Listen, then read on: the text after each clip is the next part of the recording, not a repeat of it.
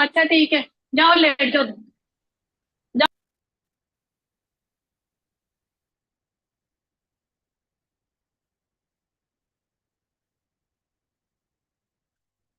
Hello.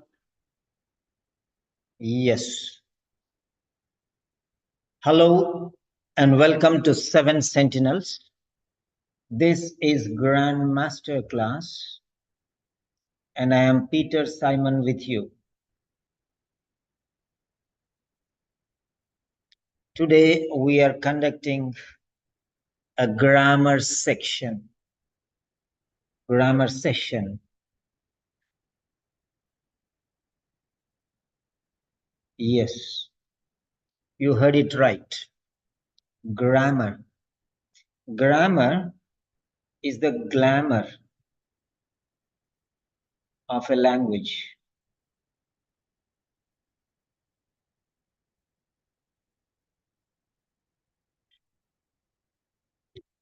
Yes, grammatical structures and sentence constructions.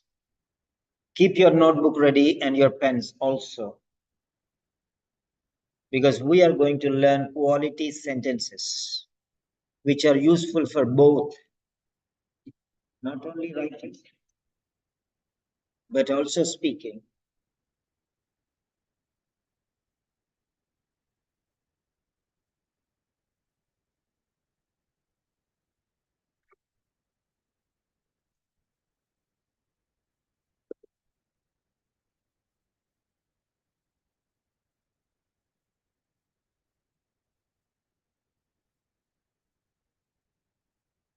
Grammatical structures and sentence constructions. It's a grand master class. Quality is our priority.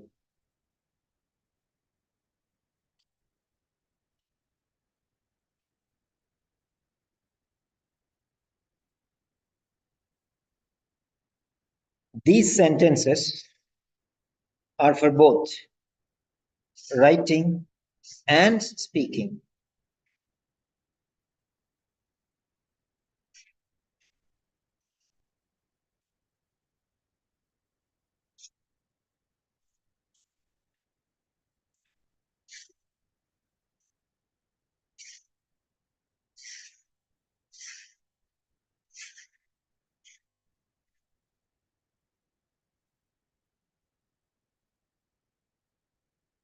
Yeah, we go 10 members. That's a good start.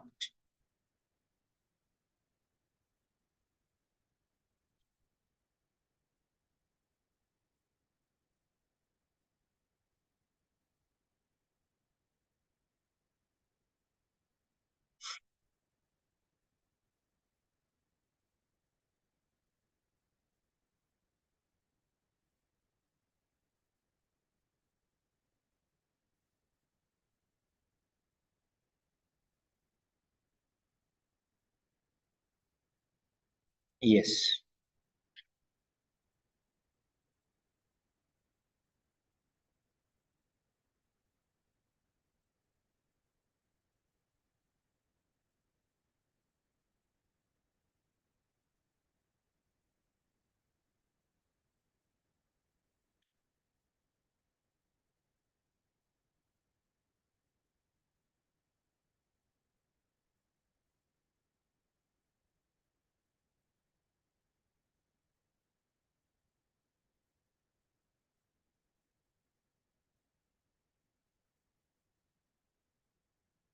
Yes.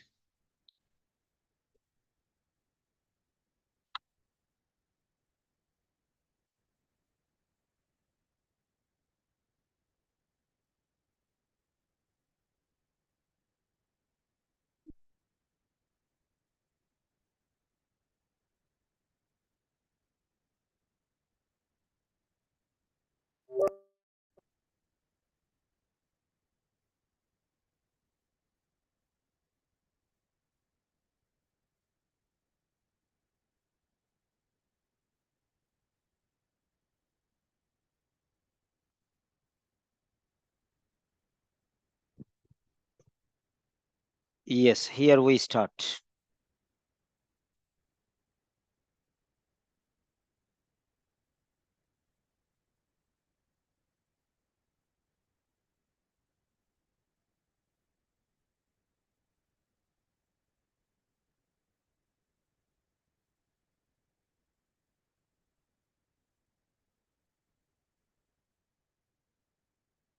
Yes.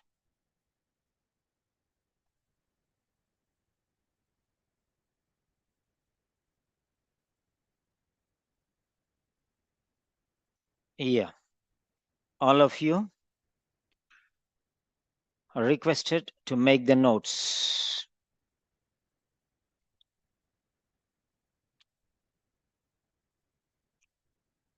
First point, we'll be switching screens. Okay.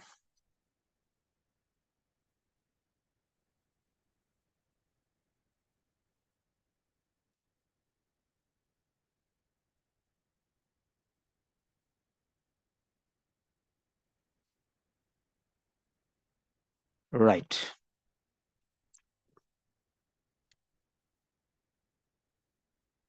Now, I want you people to write one extraordinary sentence which you have learned. One extraordinary sentence which you have learned. One. I want only one. Write it on a notebook. Read it. Rough draft.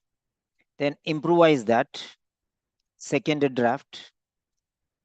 Then improvise it and fair draft. Then you type. We are not mediocre individuals. Remember that. One sentence. Only one sentence. But what you are supposed to do is you have to go in 3 stages. First one is rough draft. Okay. First one is rough draft. Rough draft. Okay. This is phase 1. Base level. Whatever you want, you write. Then number 2. Okay. Improvisation. Improvisation. Okay. That is intermediate level.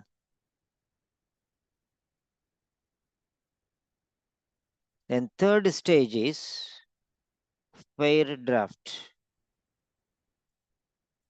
Perfection level. So, come on. It's a mega marathon session. Yeah. Any sentence you want, you can write. Be it either speaking or writing. It doesn't matter.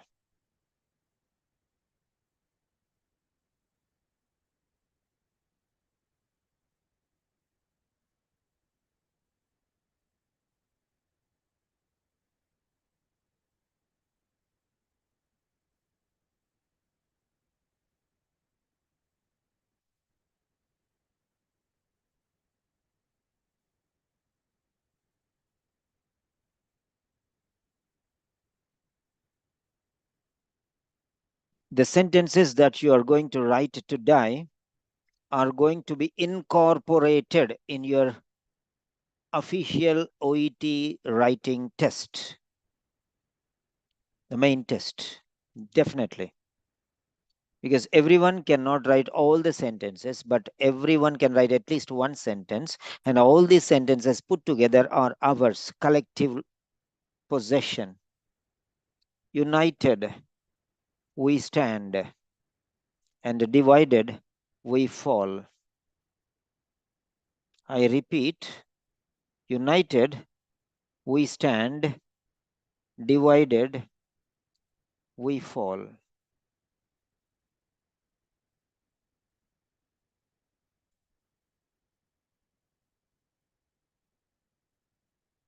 Our students are getting excellent results. She has been given paracetamol for fever. She has been given paracetamol for fever. Where is the full stop? Soumya, can you write it with a full stop? Can you rewrite it with a full stop? It's a very important. Where will the bus stop if there is no stop at all? So that's it. There is an ending. There is a beginning. Beginning of beginnings. There must be a capital letter. Rule number 1. I'm going to teach you number of things. Rule 1. Rule 1. The sentence should always, whatever be the case, the sentence should always begin with a capital letter. The sentence should always begin with a capital letter. Whatever mistakes you are doing, I will showcase or project mistakes as they are. Thank you, Soumya, for being very obedient and rewriting the sentence with a full stop. And next time, whenever you are writing a sentence, ensure that there is a full stop, because earlier you did not respect that full stop, so you were pointed out for the mistake. But now you have corrected it. So keep it in your mind, let it flow in your blood. This basic rule. Rule number 2. The sentence should always end with a full stop or a period in brackets, full stop. Okay. Unless and otherwise, it has an exclamation or a question. Okay. If it is a question, there's a question mark. The normal sentence,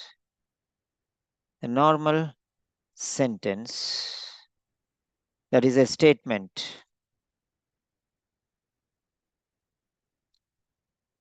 Normal sentence, that is a statement, should always end with a period or a full stop. The question with a question mark, that's in bracket, question mark,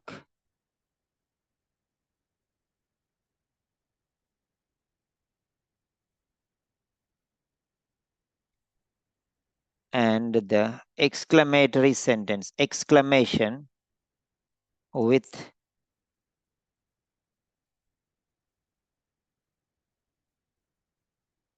an exclamatory mark. But we don't use these sentences in the OET writing.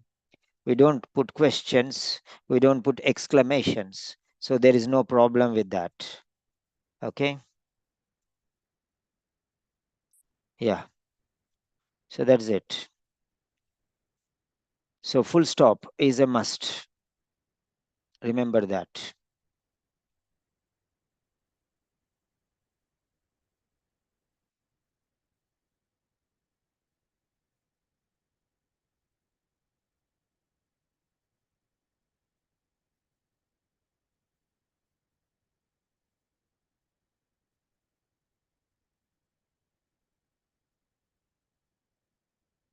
Yeah. So you are writing the sentences.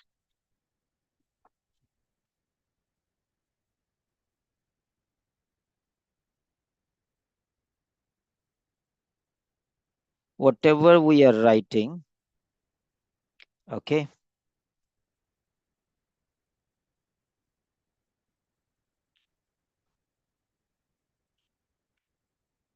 will be used here. So first set of things Okay.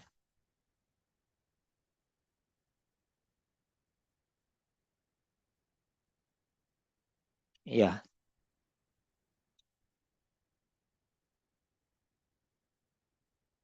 I'll give this document to you after the class. So Soumya has written this sentence. Okay.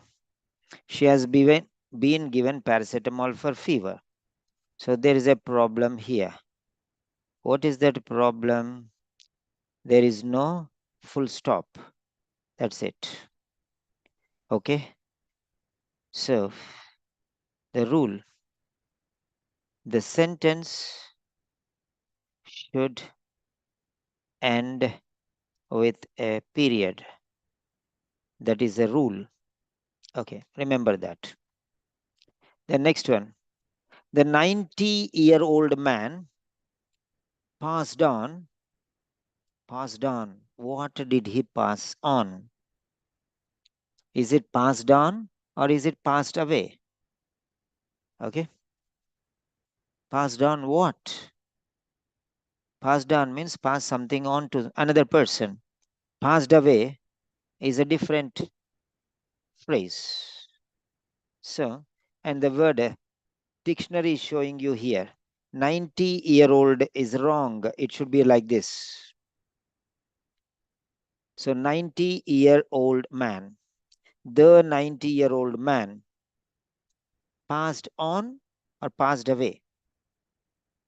Passed on or passed away. Now let us see that one. There are a lot of things. This is a doctor who is writing, but he has given two areas where we can improve. Never write like this 90 space year space old. No, it is wrong. It should be 90-year-old. Is one word, compound adjective. Okay. Now coming to the point, I'll be taking you to different applications, no matter what, because we are learning. So passed on, what do you mean by passed on? So passed on means pass on. Pass on means what? Okay. Polite expression for die. So it's in the UK. Phrasal verb, pass on. Pass on. Right, that's a very good thing.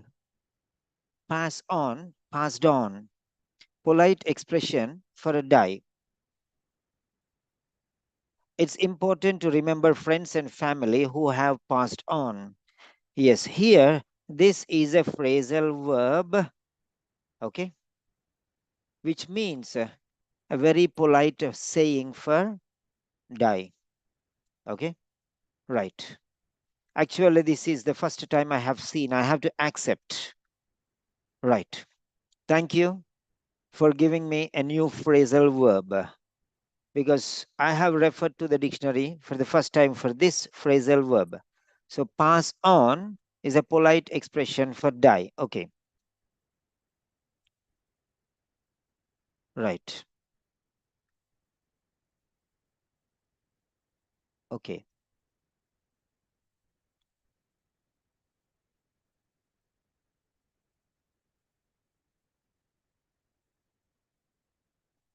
I was really not aware of this usage. So I have to thank Dr. Zenda for giving this phrasal verb. Yeah.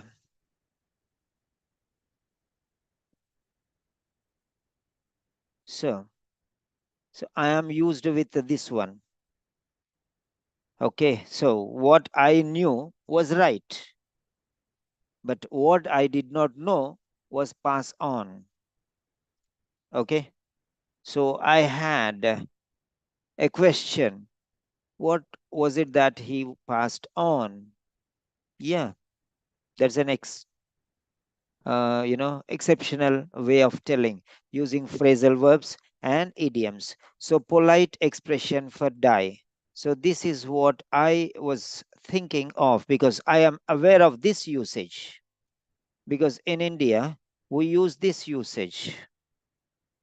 So passed away. We are learning. Yes, we learn number of things. Okay, it's the same thing. Okay, so you can say pass on or pass away. Right. This is B2 vocabulary. B2 vocabulary.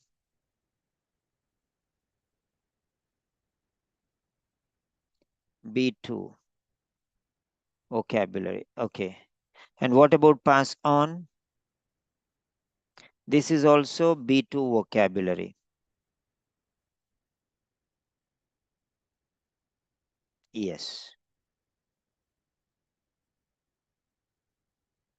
Fine.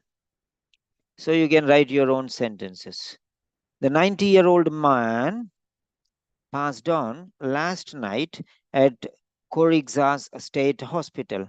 So here, Korigza's State Hospital also should be capital letter because it's the name of a hospital.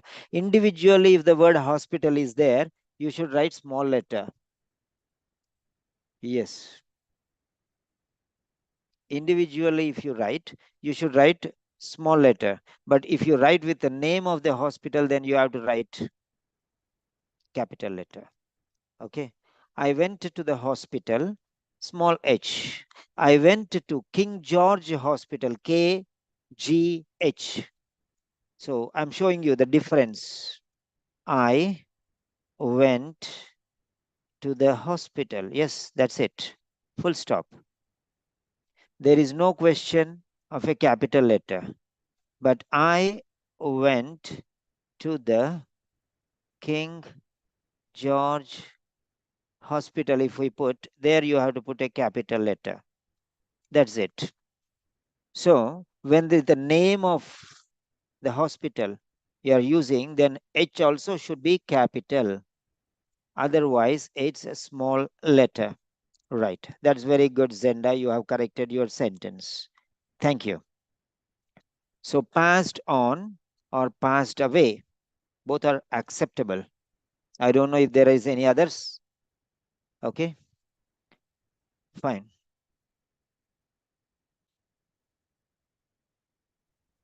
Right. Next one.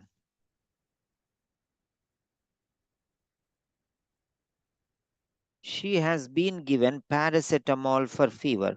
So here there is a double space. See here, single space, double space. So it should be single space.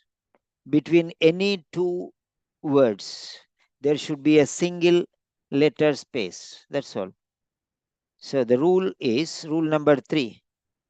Rule number 3. Okay,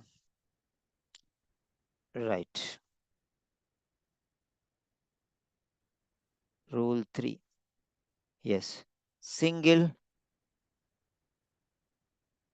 letter space between two adjacent words. Yeah, only single letter space. Many people leave 2, 3 spaces sometimes in your writing. That's a mistake. So be very careful. Single letter space. Right. Then next one.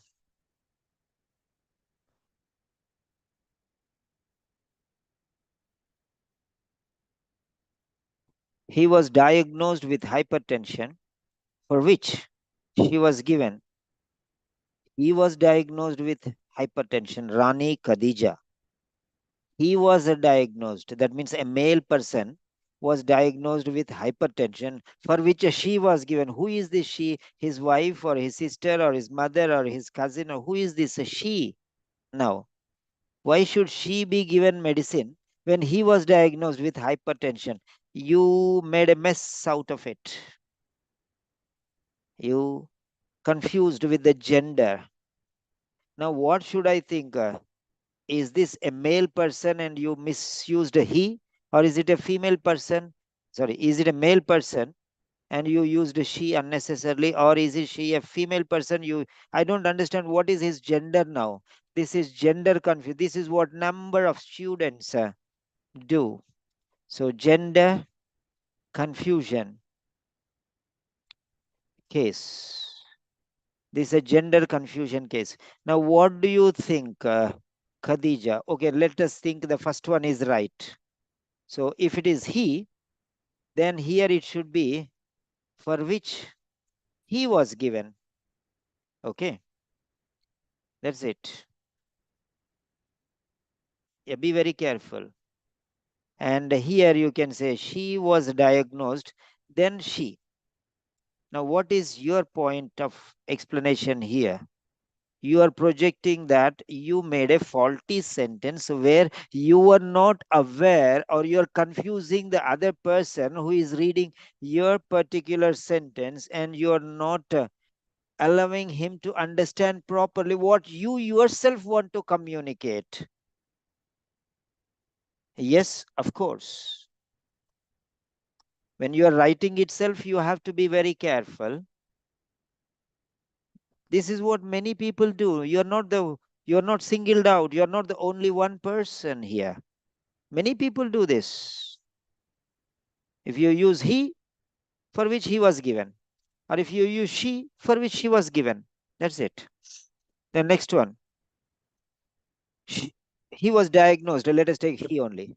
He was diagnosed with hypertension, comma, for which, okay.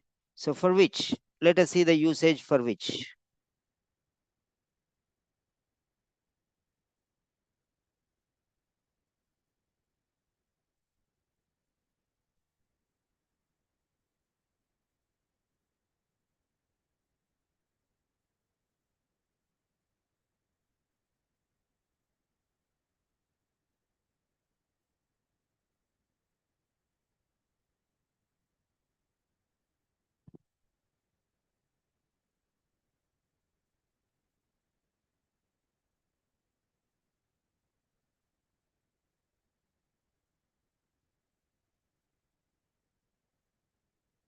Yeah, this is the way how you have to use. The training for which you will be paid takes 4 weeks. So before for which, you have to use a comma. Okay. Before for which, you have to use a comma. So you should have an idea. Okay. So that's yet another thing that we have learned.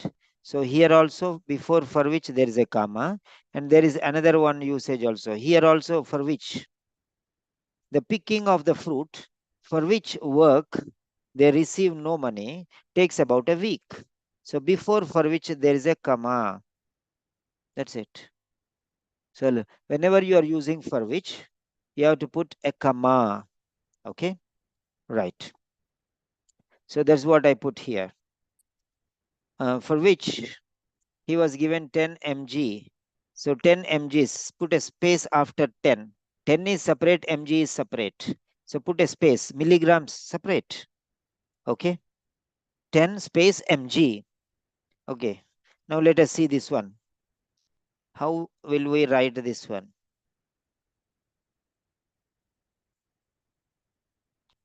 Okay, so let us take mg. Mg means milligram. How it is written, let us see here. Anywhere it is given an example. Let us check.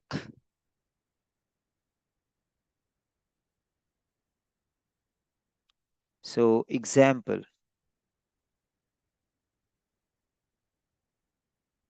Okay. Or let us take kg. Any example? I'm just checking for example. Somewhere it will be given written abbreviation for kilogram. One sentence we need. Kg or kgs, both are correct. Okay. So where we can check this, or let us take centimeters, cm. Somewhere we'll get it. Yeah, see here, I got it. I got it. When I tell with an example. Is there a space between the number and the unit or not? There must be a space, single letter space between the number and the unit. 35 space centimeters, 22 space centimeters. So you should remember this very clearly. So 10 mg. Why comma here? I don't understand. No need. There is no need of comma here. And then tab. Why capital letter tab? What do you mean by tab? What do you mean by tab? So you should know that one. Let me go there again to the dictionary. Tab. What is this tab? Tab means a small object. Okay. Let us see. Tab. This is tab. Tab means computer. Tab. Okay. A small symbol. Tab. Okay. Then next is the tab. Means the bill. Okay. Tab means a small piece. Tab means amount charged. Tab means a small piece of paper. Website. Fixed position. That's tab. Okay.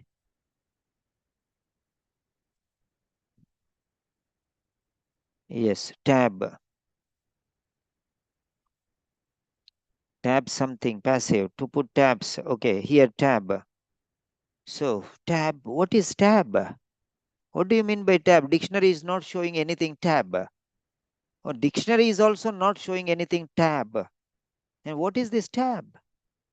I don't get you. Okay. So now let us see. So what you are supposed to do is no capital letter and writing tab is wrong. You know that very clearly. So write tablet. Zestril. No need so many commas. No need so many commas. No need. It's confusion actually. 10 mg of tablet Zestril. Now let us take Zestril. Is it Zestril? Zestril. Zestril. Is it a brand name or a generic name? So, Zestril. Okay. Is it a brand name or a generic name? Zestril. Okay. Contains the active drug lisinopril, which is available as a genetic drug. Okay. A genetic drug is an exact copy of the active drug in the brand name medication.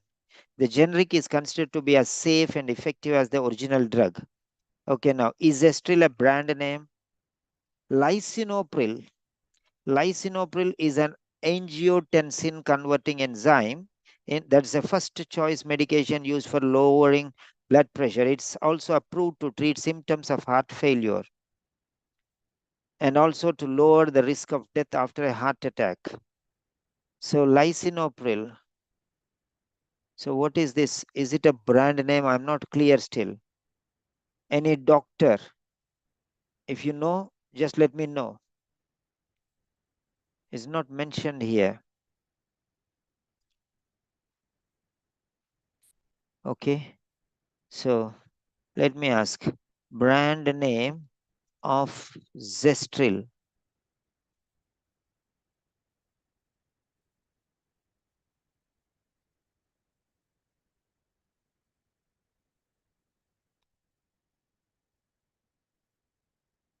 Lisinopril is a generic drug. Okay. So that means it's a brand name. Okay. Right. So we have to clarify that one. So the rule is, okay, the rule is, I am not very clear whether Zestril is a brand name or a generic name. Okay, now let us see. So once a daily, full stop, that's all. So here, rule number 4. Rule number 4. Use a capital letter in the beginning for A brand name. Brand name. That's it. Example. What example can we take? Let us see here. So Panadol. Panadol. Now Panadol. What is this Panadol? Okay, Panadol. Is it a brand name or a generic name?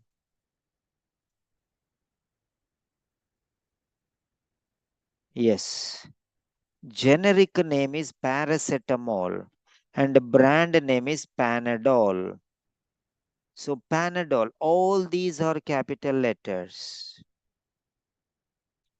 All these are brand names. So let me give you in the next line. So all are capital letters, brand names. Okay, then next rule number 5. Rule number 5. Okay.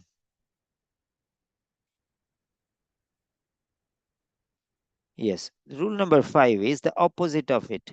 Do not use a capital letter in the beginning for a generic name.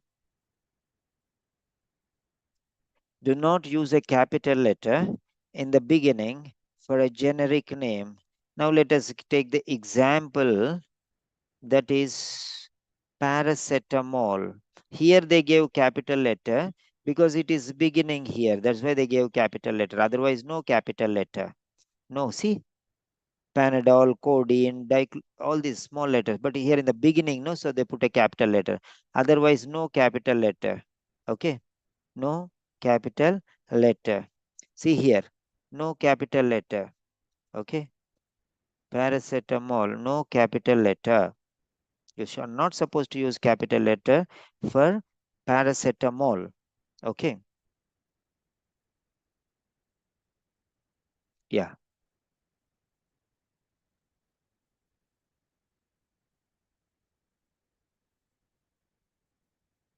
yes. Example, paracetamol, no capital letter.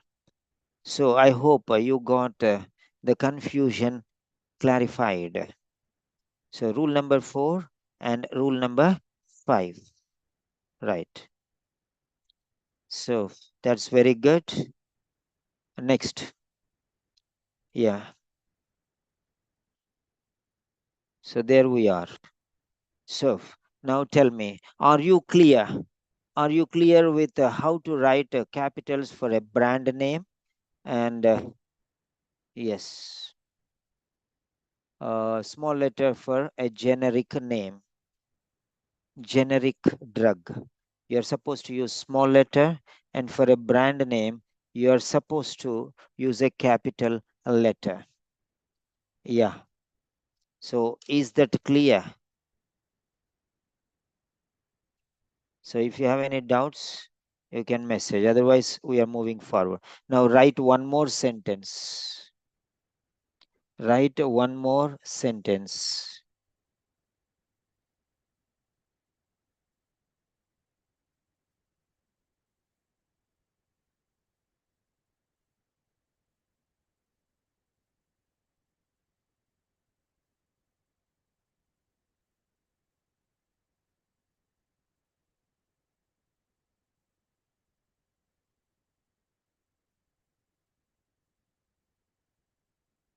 Yeah.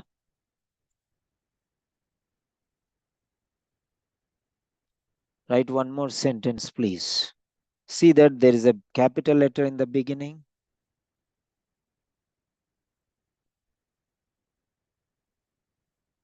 Yeah. And there is a full stop in the ending.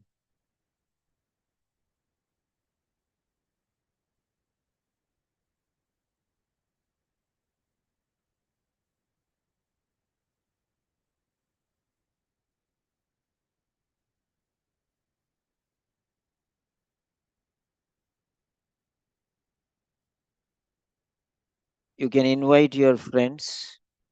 I'm also inviting some more. If you feel that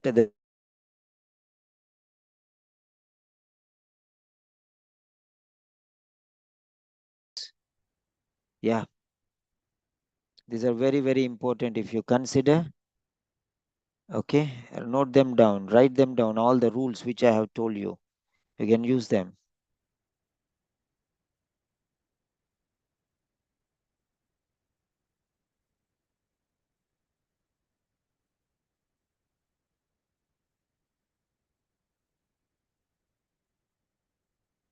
Yeah. So till where we have taken this, copied the sentences. Yeah. Next one. Yeah, study this sentence. She reported to have felt better after antibiotics were administered. Enthabaleng. Enthabaleng. She reported to have felt better after antibiotics were administered. Good sentence.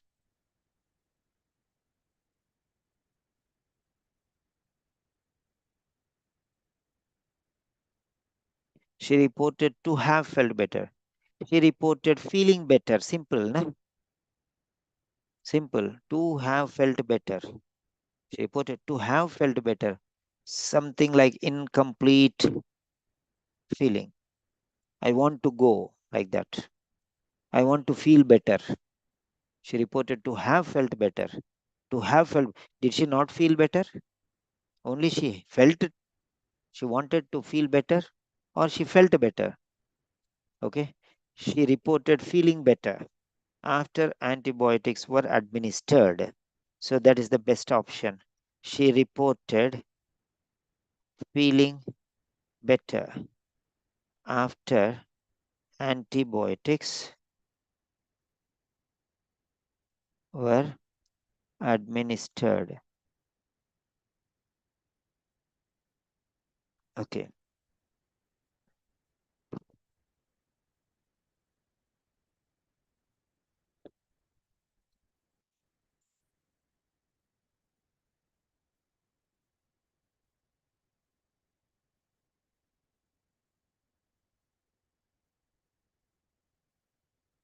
So that is a little better then. So this one, to have felt better. She reported to have felt better. Or she felt better, or she reported to have felt better. To have felt better. To feel better. I want to feel better, or I feel better. Try to understand the difference. To feel better or felt better.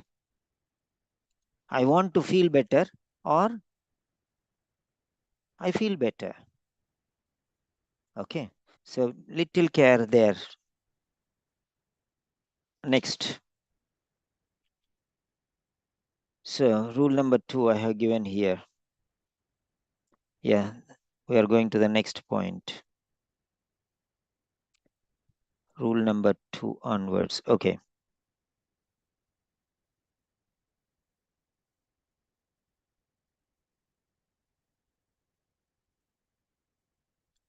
Come on, all of you can write one sentence each. Your sentences are finished. Okay. So write more sentences. Na?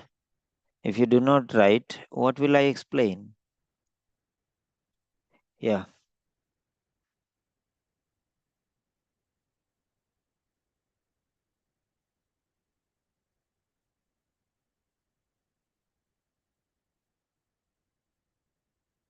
Next.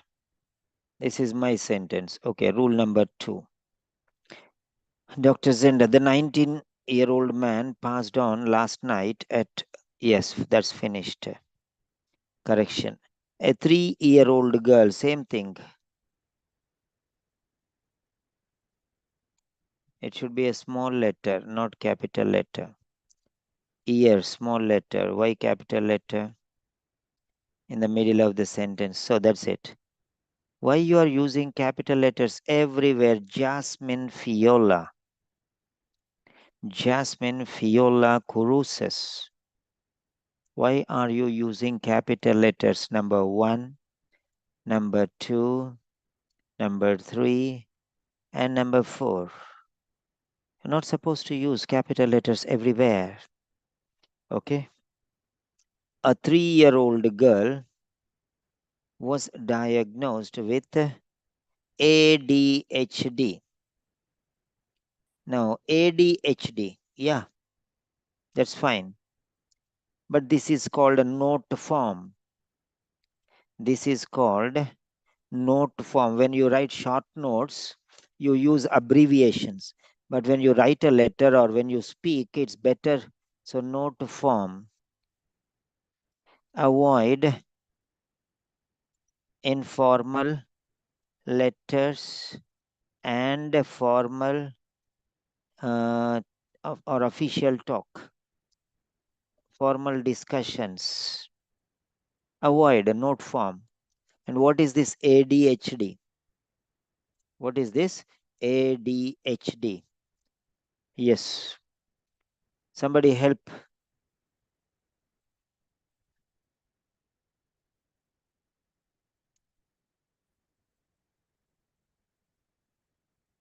What disorder?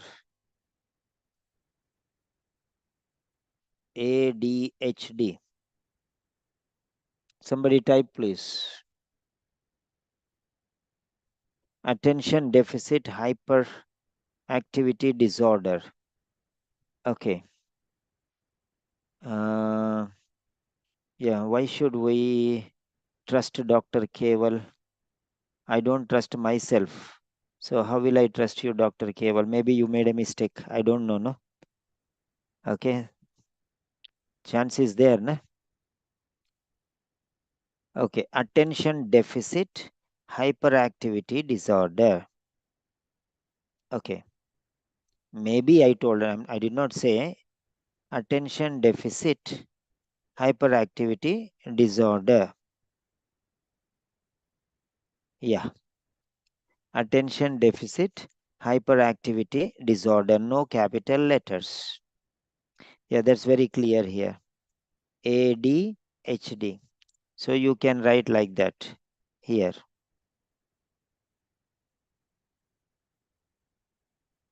Okay.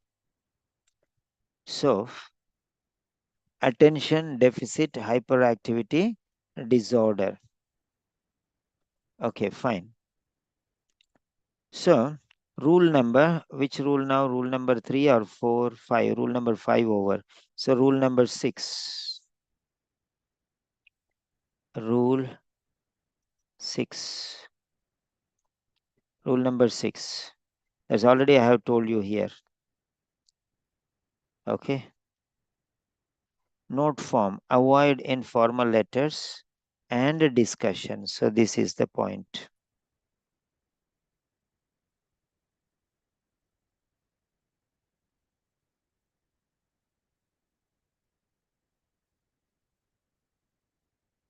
Yeah.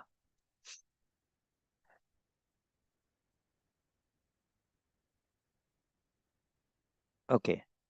So do not use BP. Don't use blood pressure. Okay. Don't use note form. Any note form, whatever is given in the case notes. Okay.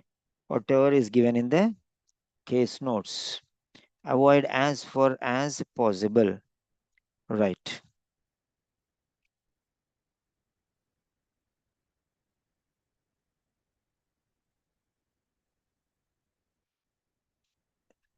Yes, please.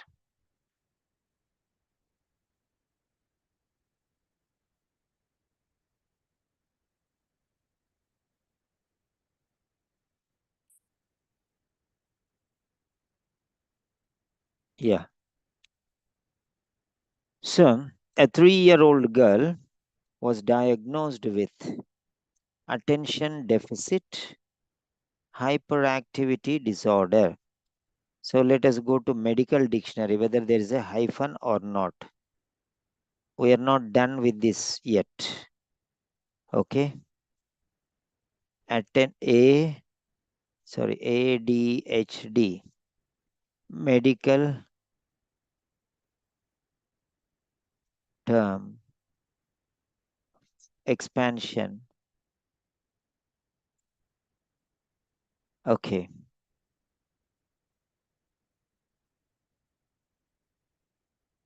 Medical dictionary.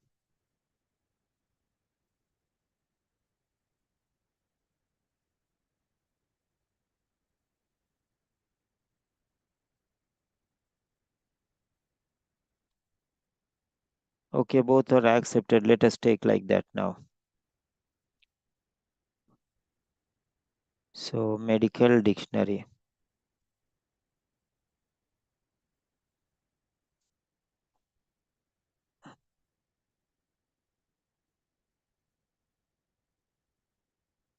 Yeah, the same thing is showing everywhere. Yeah, here it is. Yeah, medical dictionary. Kids Health Medical Dictionary. NIH.gov. Attention deficit hyperactivity disorder. Okay, hyphen is there. So medical dictionary, we'll go with medical dictionary. So here it should be attention hyphen deficit. Attention deficit hyperactivity disorder. No capital letters. No capital letters. Okay.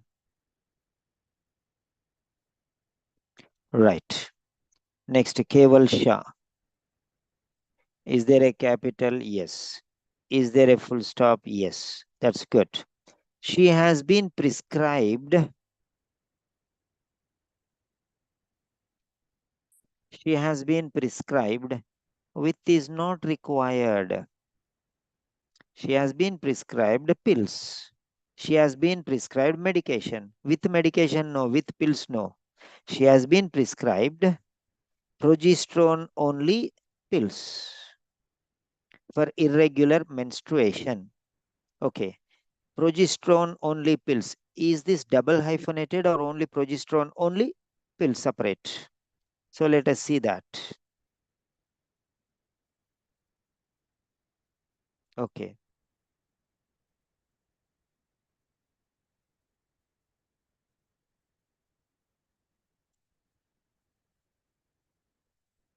Yeah, here it is. Progesterone only. Okay.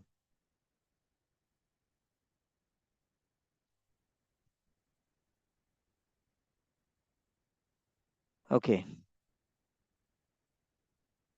So progesterone only. No hyphen after only. Okay. No hyphen after only. Progesterone only. Progestin only. Sorry, this is progestin on. Progesterone only. Yeah.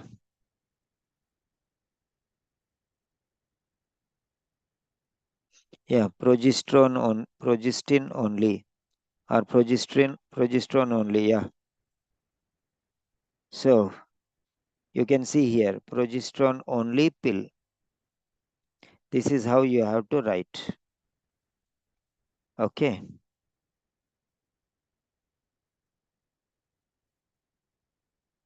So you have to write like that. So this is wrong presentation. Progesterone only, sorry. Progesterone only pill. Yeah, this is the way how you have to. She has been prescribed progesterone only pill for irregular menstruation. Progesterone only pill for irregular menstruation. Okay.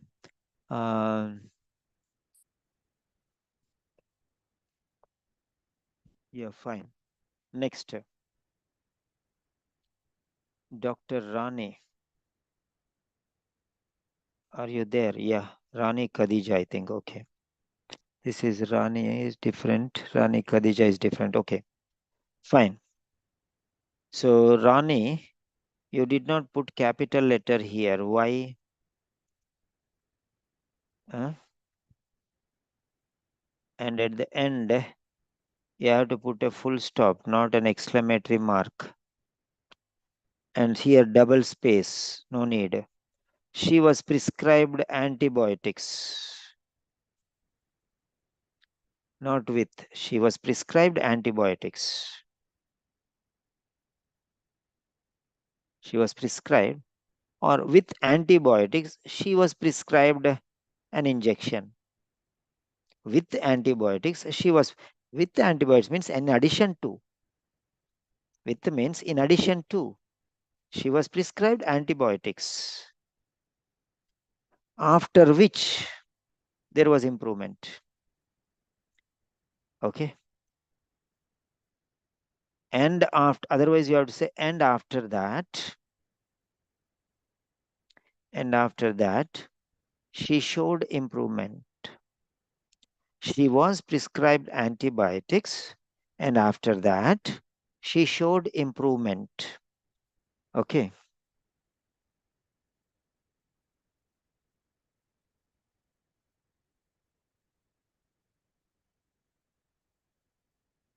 Yeah.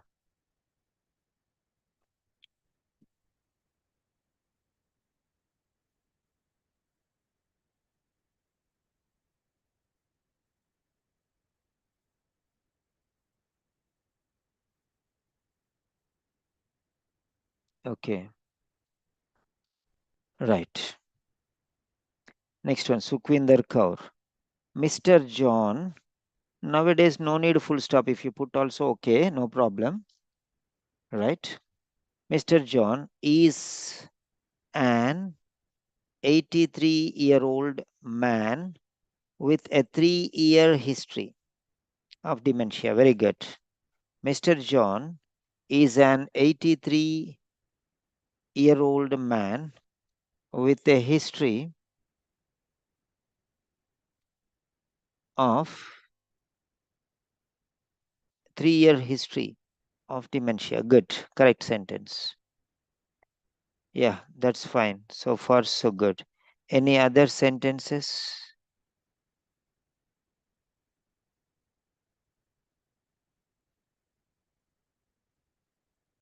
Yeah, after that, nothing is there. Okay. She verbalized that she has pain on usual walk.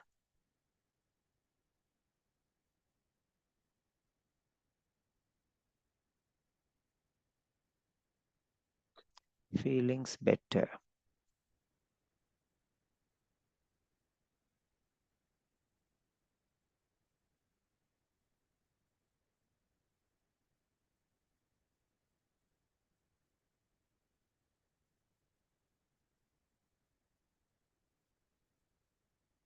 (22:4).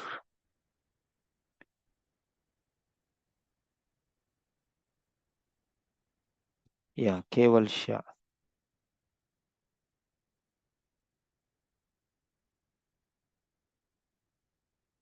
Sorry. Yeah.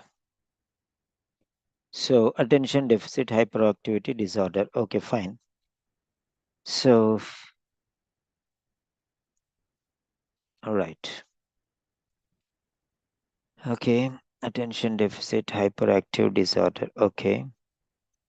She verbalized that she has pain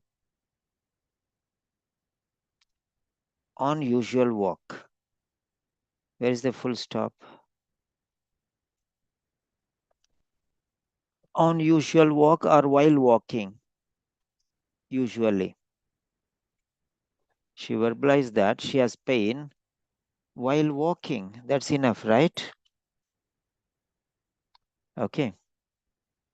Better. She verbalized that she has pain while walking.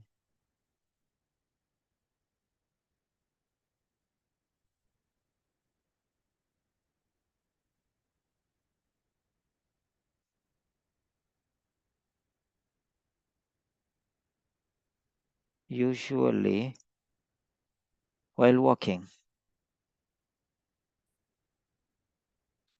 So consider that sentence. She verbalized that she has pain usually while walking. So you can write like that also. Yeah, now we are going to write some quality sentences. Right. Fine.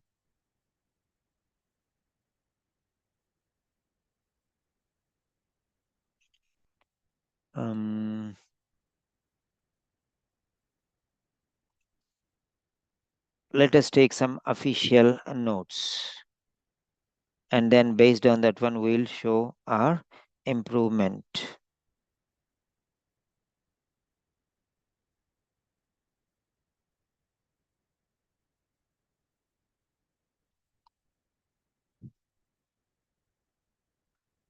Writing, medicine.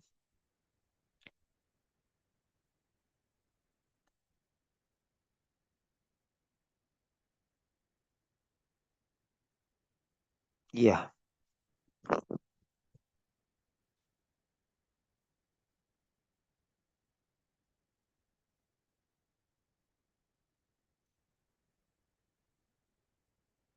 Now let us take some quality sentences which are given in the official letter and try to improvise those sentences. Now let us see here. This is one sentence. Okay. This is one sentence. This is from the case notes. Okay. Mr. Adam Knowles.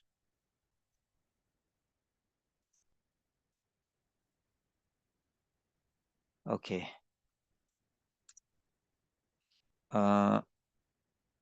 Official case notes. Writing, medicine. Okay.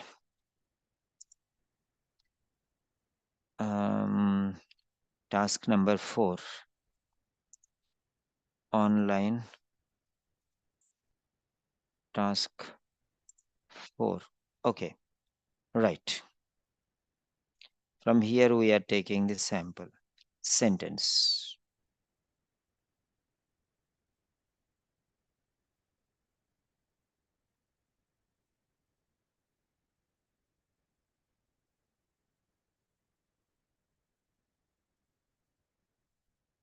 Okay. Now see this one.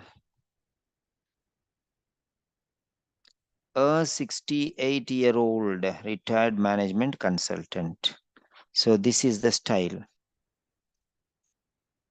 Yes. Okay. When you are writing, yeah, this is the style. Now you write one sentence like this using 68-year-old. Okay. Write one sentence using this style. Yes, please. A 68-year-old retired management consultant. Change everything. Okay.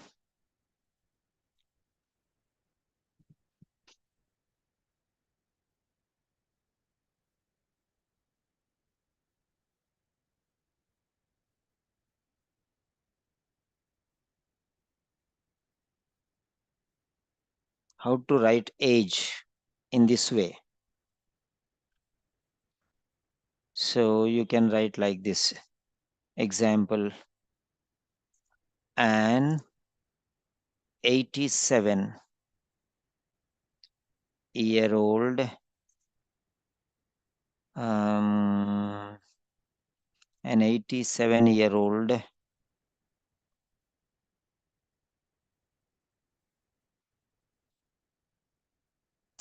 retired school teacher. So you can write anything you want to write like that. Change everything.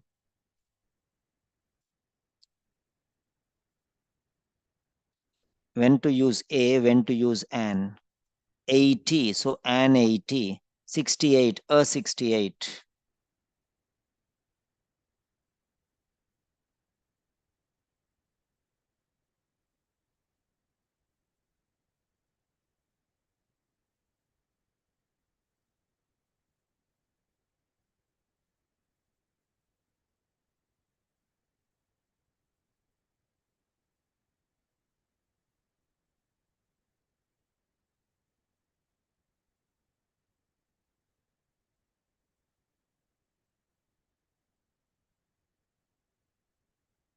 Yeah.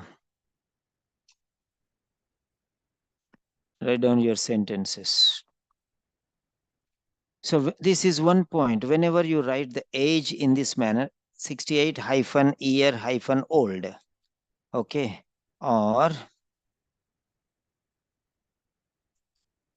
an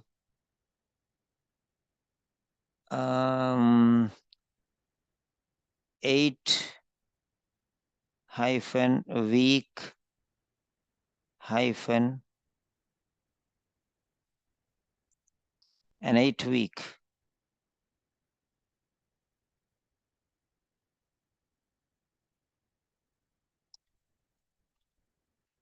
Eight-month-old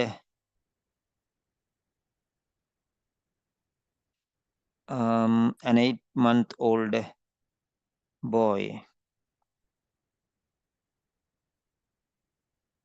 Okay. A 7-day-old girl. So a 7-day-old girl.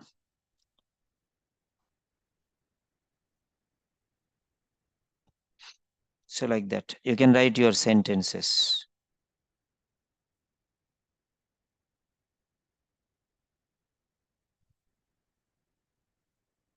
Yeah, that's good, Khadija. I'm writing to refer a 68-year-old. There is a mistake. Yeah, let me check that.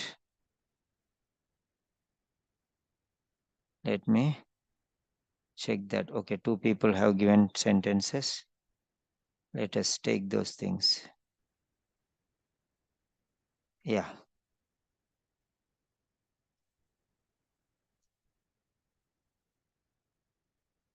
Yes, Rani, Khadija, and Sukhwinder, they have written their sentences.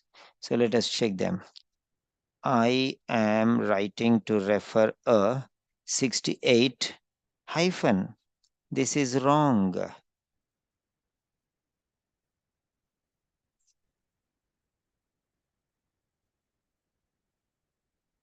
Yes. Why this space here? Why space there? Why this space here? Okay. What is this? Okay. So you're not supposed to write like that. This presentation is wrong. You have to write a 68 hyphen, no space, year, no space, old. What happened?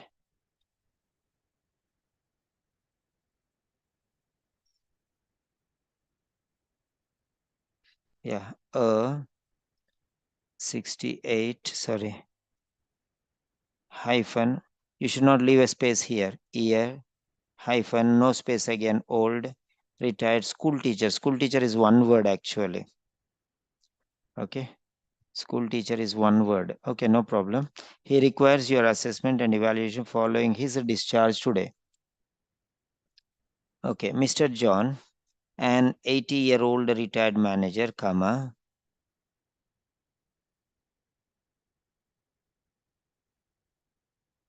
Here, who phrase is missing something. Comma should be there here. Who was diagnosed with diabetes mellitus. Like that. That is missing. That part is missing. Who is a phrase? It's a clause here. It's a clause here. Mr. John, an 80-year-old retired manager who was diagnosed with diabetes mellitus, requires urgent assessment from your facility. If there is no was diagnosed with diabetes mellitus, then there is no who also. Everything will be removed. Okay. From here to here, it will be removed otherwise. All this is not needed in the brackets. Okay. If there is no who is related to was diagnosed with diabetes mellitus. Okay. Sukhwinder, you made a mistake there. Mr. John, an 80-year-old manager, requires urgent assessment from your facility. That's it. Who is there so that you will add another clause with that. Who was diagnosed with diabetic mellitus is a clause. Who clause? Okay. Right. Subordinate clause.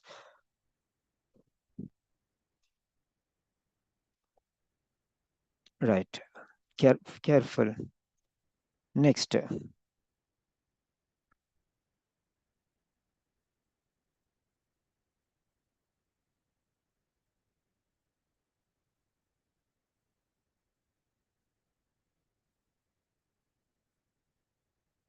Okay. So, requires urgent assessment from your facility. Okay.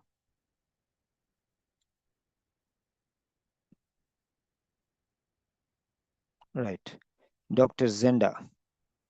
Mr. John, a 68-year-old retired management consultant, was referred to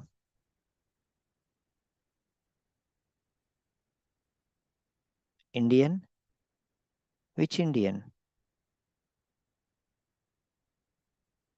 Which Indian? Huh? Which Indian? Was referred to Indian. Which Indian? Indian means there is no clarity. There is no clarity. If you remove this, still there will be meaning. Mr. John, a 68-year-old retired management consultant, was referred for a hip replacement procedure. Yeah, fine. Otherwise, right there, to you or to an Indian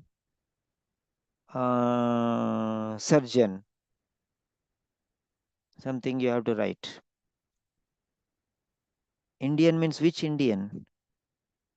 An Indian plumber or an Indian mason or an Indian maid or an Indian school teacher? Which Indian? Clarity is missing. To Indian, you have to write an Indian surgeon for a hip replacement procedure. Something like that you have to write. There's not clarity there. You have to consider that. Okay. So, Sakina, a 68 years retired school teacher. Okay. So you did not use the hyphen. 68. Why only 68? There is no other thing. Okay, 68-year old retired school teacher. Mr. John. Okay.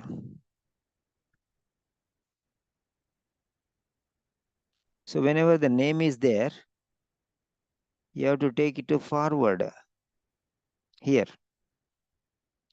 Okay. Mr. John first will come, school teacher afterwards.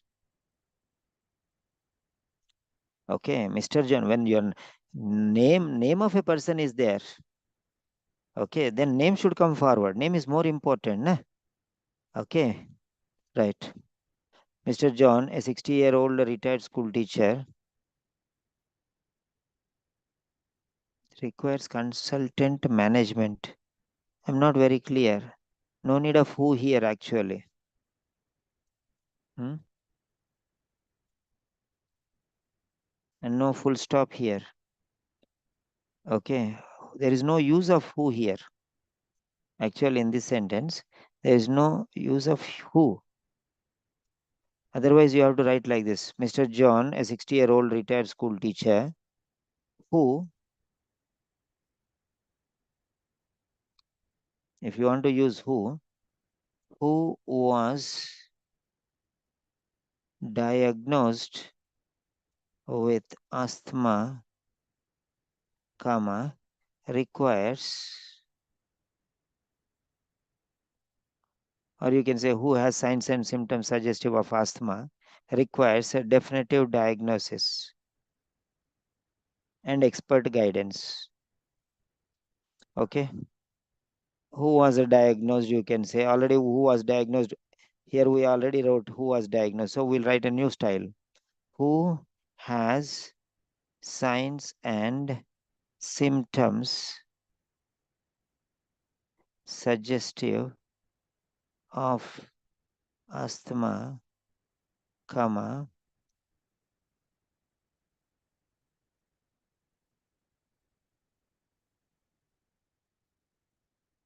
requires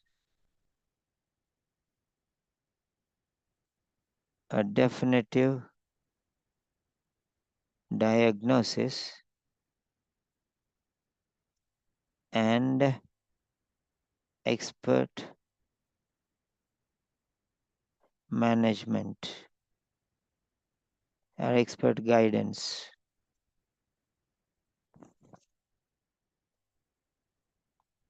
Definitive diagnosis and appropriate management.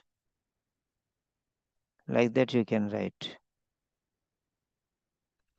Okay, full stop should be there. And okay, Sukhwinder. Yeah, I went to hospital today and I found a 68-year-old retired management consultant who has now opened his own practice. Yeah, that's fine. But see that these are applicable for your speaking and writing. That's better. Then,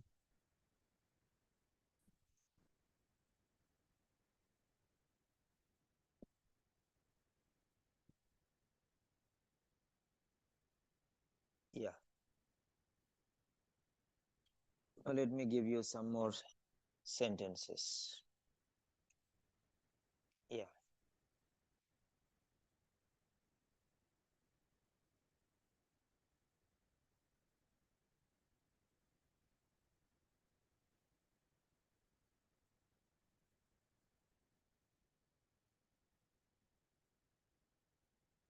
This is sentence number 1.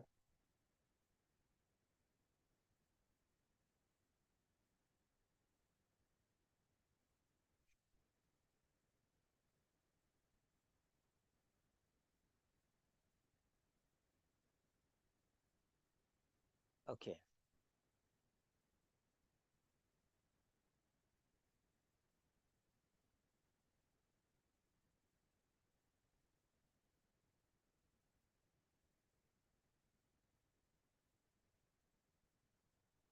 Yeah. So this is sentence number 2.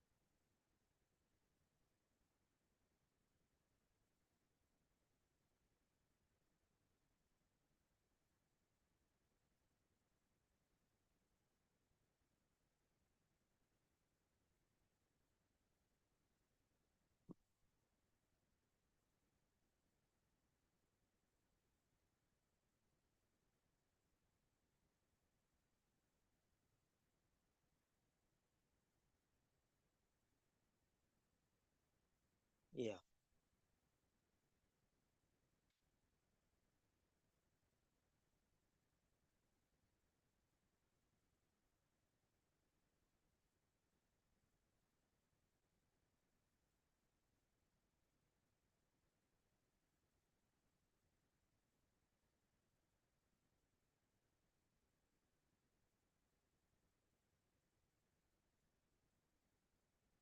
So you can write sentences like this.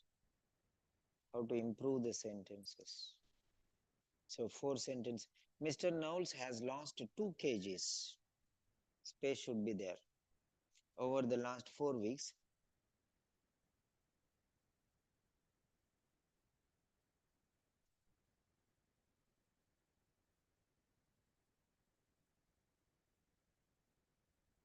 Yeah, you can write your sentences now.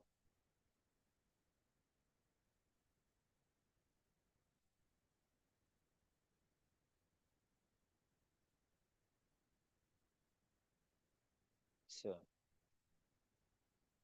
you can model your sentences. Change the words. Yeah.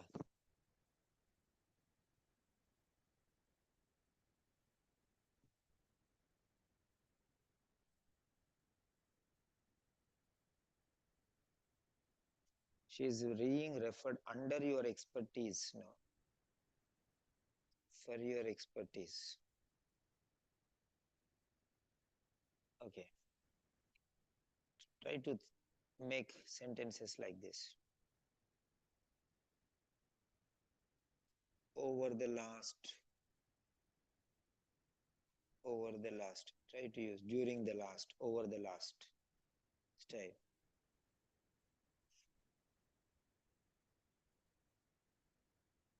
So here you see the entire sentence is in present tense. Entire paragraph is in present tense. See here very clearly. Has. Okay. Present tense. Has lost. Present perfect. Present perfect. Has lost. Present perfect. Show. Present tense. His blood test showed. This is past tense.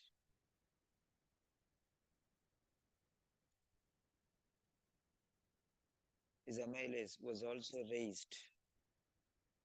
Okay, was raised.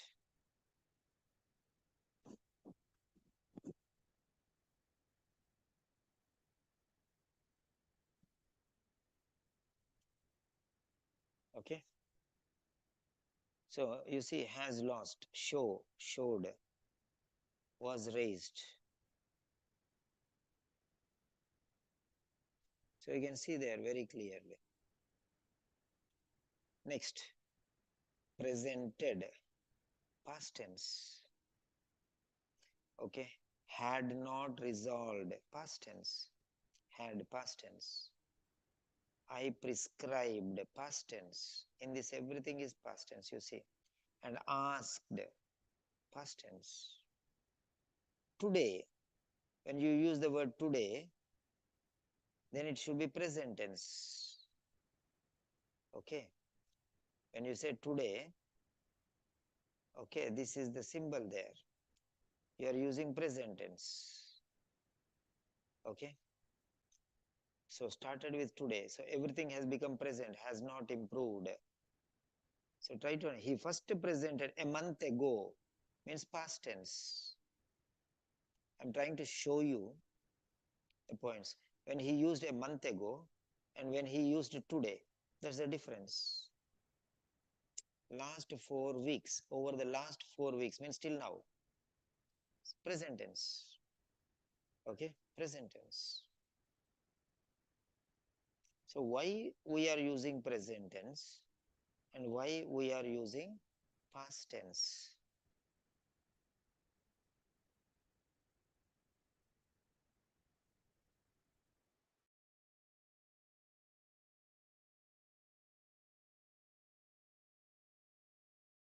He first presented to me a month ago.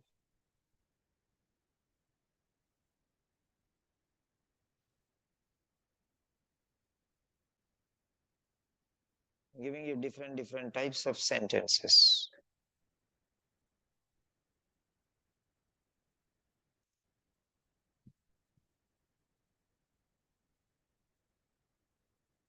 How to identify what tense we are using.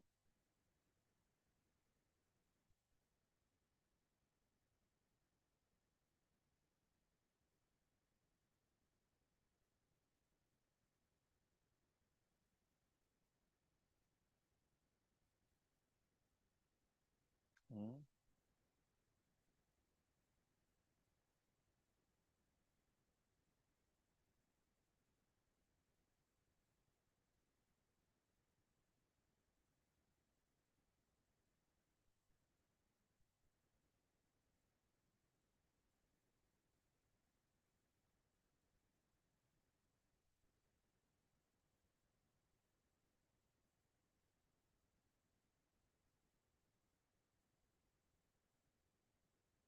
If you can understand these tense formations, it will be very easy for you. Yeah. How do we know over the last 4 weeks? Over the last 4 weeks, last, okay, means recent 4 weeks. Is present tense. You can see has lost, is swollen, passive voice. Okay, is. His eyes and skin show. Why? Because it is over the last, means recently. Okay, but when you say his blood tests showed, is past tense. Blood tests showed, past tense. His amylase was also raised. And then a month ago, see here, the word ago is there. So here,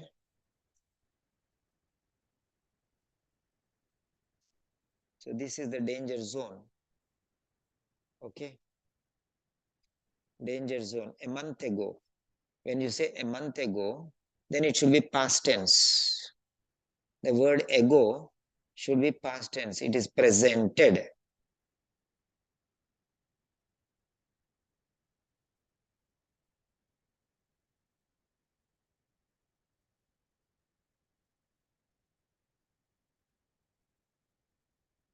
Okay, ago. From here it started, ago. Present tense. Then immediately prescribed, also past tense. A month ago, so you have to use past tense. A month ago. So then that time only, a month ago only I prescribed. And I asked, see past tense, because the word ago is ruling here. The word ago is ruling here. Ago means back, past. So whenever you are using the word ago, remember that. Okay. So the word ago,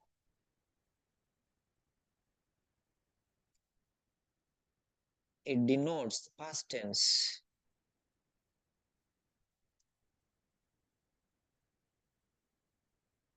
Ago shows past tense. It should be simple past tense. Whenever you use ago, it should be simple past tense. Okay.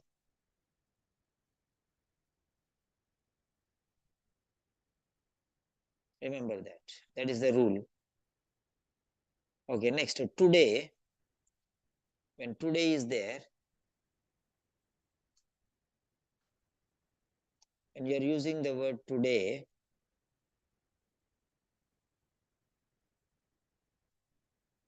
it should be present tense. Okay. It should be present tense. Everything should be in present tense. Now means present continuous tense. Okay, we are bothered about today here. Today means you're using present tense. Okay. Right. It will be mostly simple present tense. Today means simple present tense. Today, you can see there the word today. Sorry, it should be pink. No? Whenever there is a word called today, you will use simple present tense, reports. Okay. Having developed back pain and diarrhea, pale stools, abdominal pain on eating and fatigue. Okay. Then afterwards, his indigestion has not improved yet. Has improved or has not improved. Okay. So that's it. So the word today is a tense timer. A month ago is a tense timer. A month ago is already timing simple past tense. Today is timing simple present tense. Now, what are the words which show? Okay, are you ready to go deep into the subject, or just shall I go like this only? I'll give more examples. Ago, past, before, prior, earlier. Number of words are there. Okay, first these are the basics we'll see now. Afterwards, we'll go into depth. Okay, so whenever you say today, you should come into present tense. That's it. Whenever a month ago is there, you should go into simple past tense. I prescribed, I asked. You can see there. Okay. And next,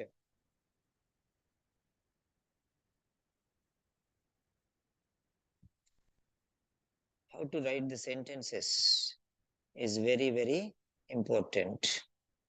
Now let us see here. Usually means simple present tense. Usually means past, present, future.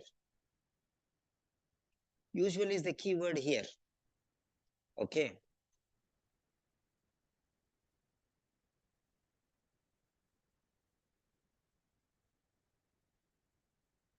Yeah.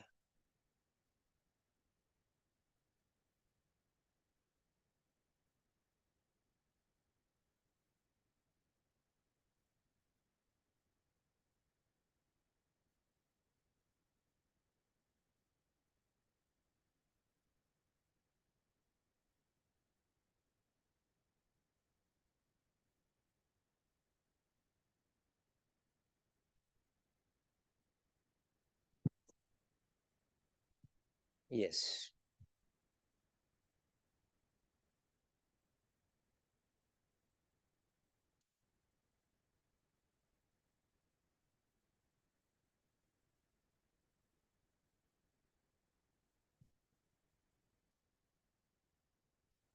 In one sentence, it should be one tense, not 10 tenses. You should not mix 10 different tenses.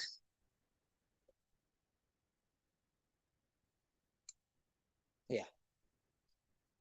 Now let us see. Now here the word usually is there. That means present tense. So whenever there is a word usually, it denotes usually, generally, regularly, normally. Okay, these words. Okay, they show that it is simple present tense. I regularly go to the market. I usually, I generally, I frequently, I seldom, I never. Yes, for all these words, you use simple present tense. I never go. Okay.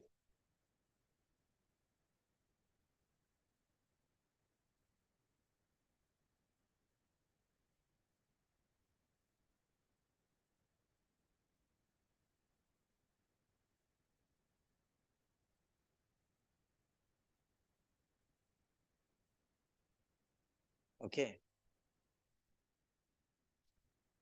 So when you are using these words, what are the words? These are called as frequency, adverbs of frequency, adverbs of frequency. Now let me take you to adverbs of frequency.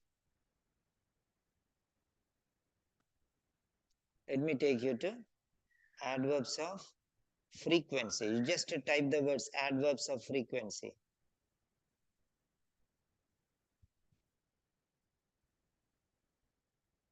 So these are adverbs for frequency.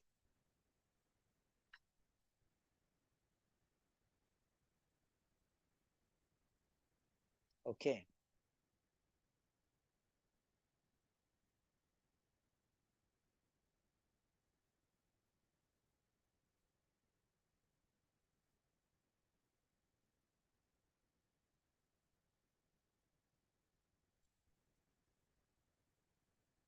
These are adverbs of frequency.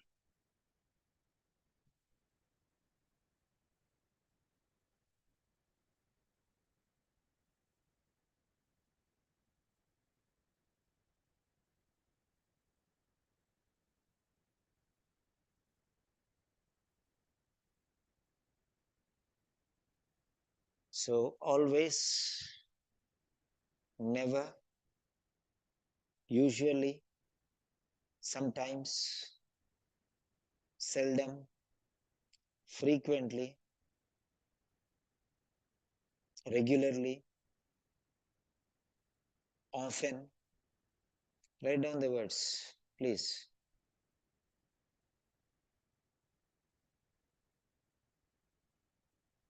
Okay.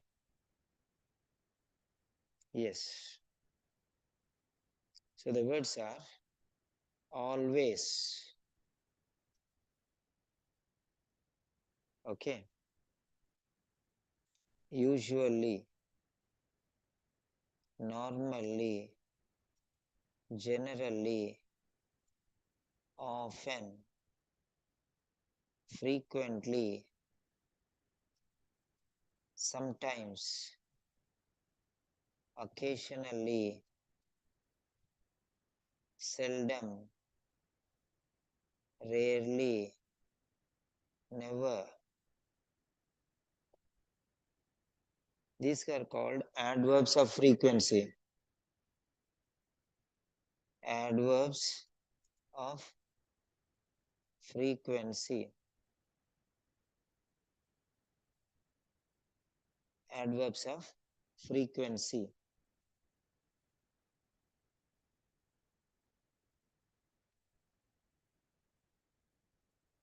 Adverbs of frequency.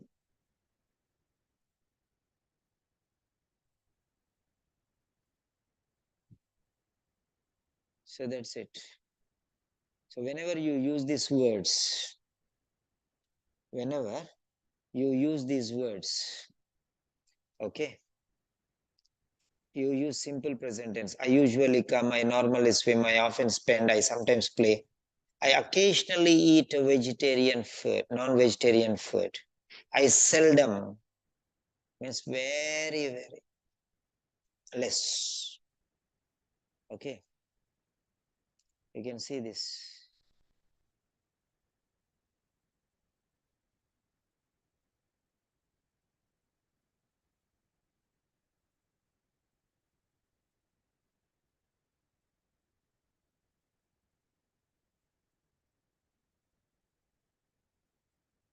Okay, so if you consider this one, you'll get a clear picture how simple present tense is used. Because you use these words when you're speaking, then you use simple present tense.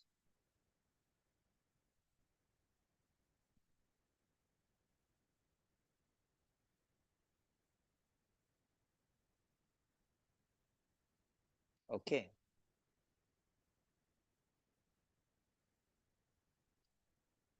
Use simple present tense. You won't use I always am waking up. I usually am coming home. I normally am swimming. You often are spending. No. of simple present tense. It's first form of the verb. Okay, used like that. Okay, whenever you use these words, you use simple present tense. But when you say now, I always teach, but when I say I now am teaching. Now I am teaching. Now I am teaching. At the moment I am teaching. At present I am teaching. Listen, I am teaching. Watch, I am teaching. See, I am teaching. Observe, I am teaching. Pay attention, I am teaching. So these words show that. Look, I am teaching. So whenever you are using these words, you will use present continuous tense. Present continuous tense. Okay. So how we use the tense? Many people do mistakes. They don't know what they are doing. So you have to be a little careful with that. Yeah. Usually is the key word. When you say usually, it is simple present tense. Not only usually, all these words. Okay. You use simple present tense. Means yesterday, today and tomorrow. Simple present tense means not just present. Yesterday, today, tomorrow. I usually teach. Yesterday I did, today I will do, today I do, tomorrow also I will do. Okay. Commonly, there are many words. See, commonly is not here. Commonly is not here. Regularly is not here. There are many other words you can use. Commonly, regularly, they are not there. It doesn't mean that if this is everything. There are many other words which are not taken into consideration here. Those also can be used to denote simple present tense. Right. So here, now, his past medical history usually started with present tense, includes.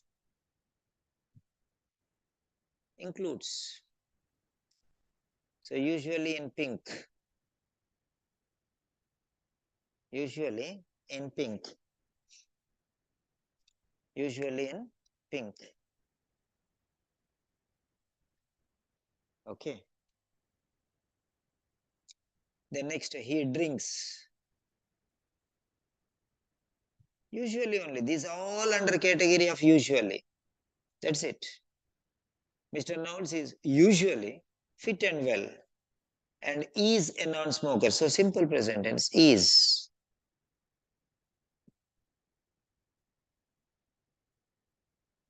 He drinks socially. All after usually everything is same. He usually is fit and fine and is a non-smoker. But now he is drinking. So when now comes, the tense changes. When now comes, the tense changes. Usually, yesterday, I was playing football. Yesterday, I went to the market. Yesterday, I went to the market. At 8, at 10 a.m., I was playing. Yesterday, I went to the market.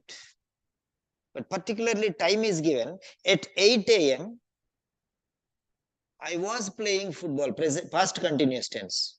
Yesterday and at 10 a.m. Yesterday at 10 a.m. Yesterday is simple past. But yesterday at 10 a.m. I was playing.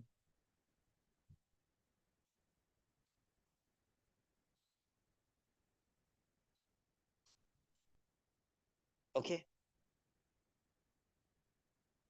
But today Simple present tense. Today I rest. But now I am teaching. Today is simple present tense. Generally, also simple present tense. Generally means past, present. But today means only today. Generally, usually, commonly, all these frequent, always. That means past, present, and future. But when you say today, only today. This month, only this month. Okay. This year, only this year. Not last year. Always means last year, this year, next year also. But this year means only this year. Always means last month, this month, next month, all together. But this month means only this month. Usually, I play football means last month I played, this month I played, next month also I will play. Last year I play, this year also play. So always. So simple present tense. But now, at the moment, at the at present, currently, like that we will tell. So this is how we will speak. You have to be very careful. And the word you are using, you will tell what tense it is. The word which you are using, use it very carefully. Right.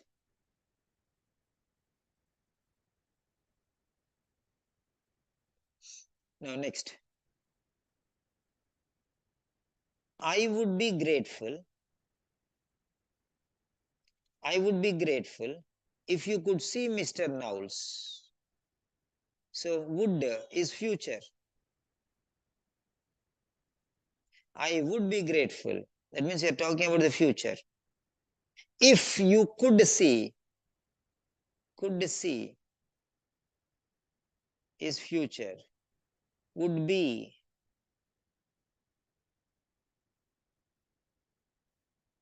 future. Would with B form is. Could with C. Mr. Knowles at your earliest convenience for an endoscopy and assessment, as this is future, but I am concerned. Am concerned is present.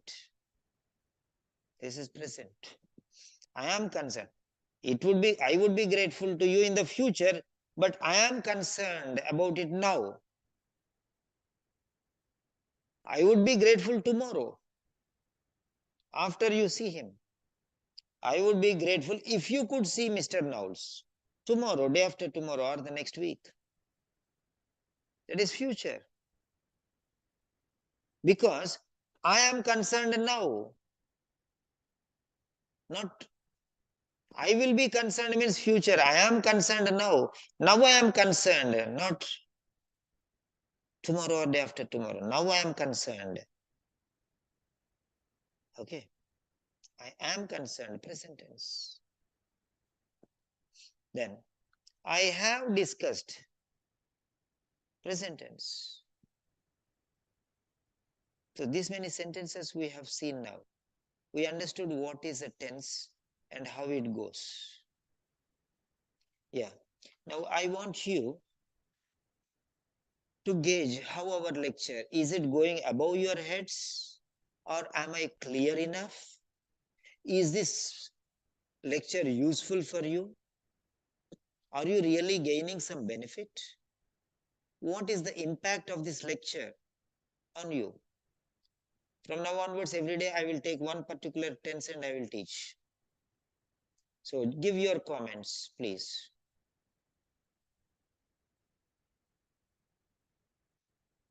Then afterwards, we'll see some more sentences. How tense makes sense with the tense related words. Then I'll give you some questions. And we'll take some more points.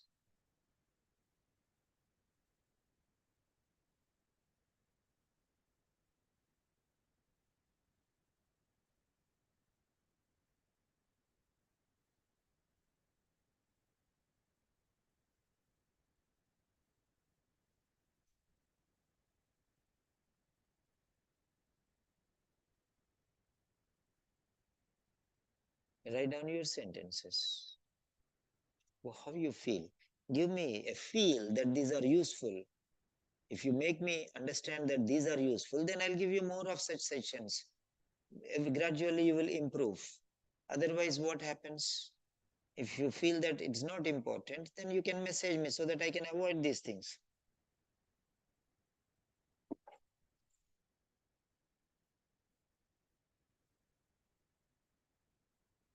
And I'll give you the mic and the screen.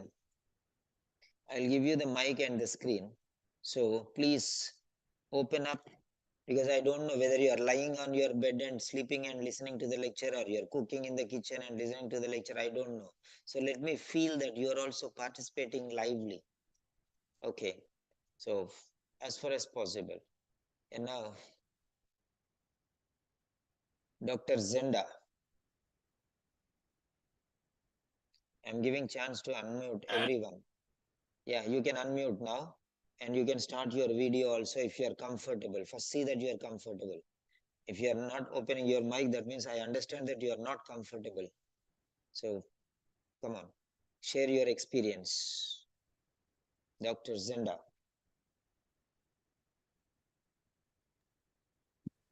Hello. Yes, please. Okay, yeah. The English lesson was very beneficial. And I like the part that you are teaching us the basics of English. You know, this present tense, past tense, we just learned them in the primary level, you know. So like now it's like a new thing again, but anyway, it's really beneficial, and I think it's just the beginning of a great journey. I am really enjoying every single lecture. I am really enjoying it. And it's an opportunity also to improve my English, you know. I used to think that I know English, but it's like there is a gap now. Yeah, so it's really a great lesson, and you're a great teacher. You know how to deliver the message. Thank you. Yeah, you're welcome. So, next, Jasmine Fiola.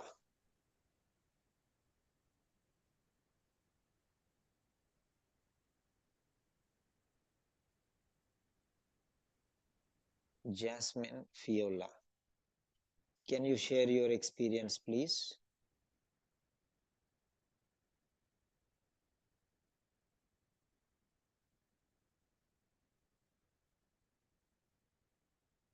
Right. Jaya Jacob.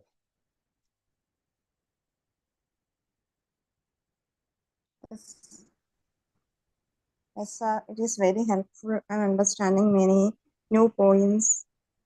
Also, helpful to understand the tense and sentence making. Many unknowing things can understand better. It's very helpful, sir. Right. Thank you. Next, Keval Shah. Yes, sir. Definitely, it was once taught in the primary level, but now I have forgotten most part of it. So it's really helpful to see that you are teaching us from the very depth and from the very basic. And I am really grateful that I'm having this session. I'm a part of this session, and I need more lectures for tense so that my writing part can be easy. Actually. Right. Thank you. Thank you. Yes. Who is that? Fiola, right? Yeah, Jasmine, you can speak.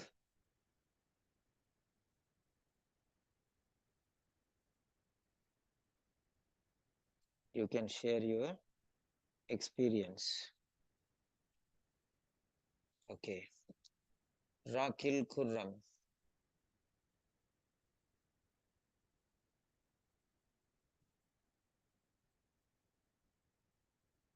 Rakil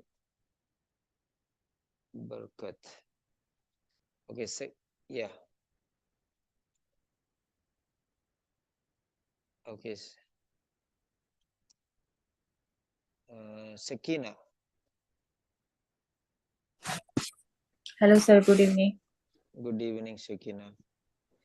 Sir, this session is very helpful to me to make this, how to make the sentence in writing modules. In this way, we can join the sentence together. How I learn how to join the sentence together. It's really helpful for me. Okay. Soumya.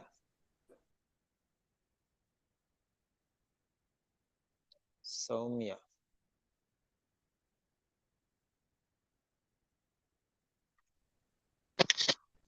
Sir, I have Yes.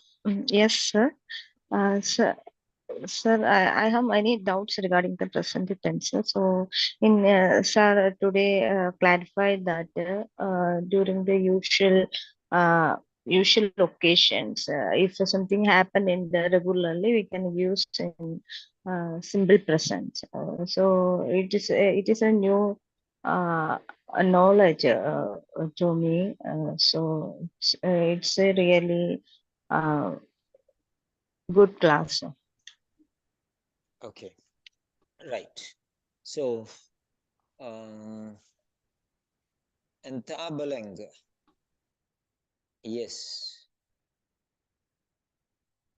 I don't know how to pronounce, whether I'm pronouncing right or not. It's actually my first full session today, and it was very, very helpful. I didn't really know that when describing age, you have to put the hyphens in between the letters. I would usually say the 83 years old even. So I learned it's 83-year-old with the hyphens, and also the use of punctuation marks is very important. So that's what I learned today. Thank you. Yeah. Are you Entabalang?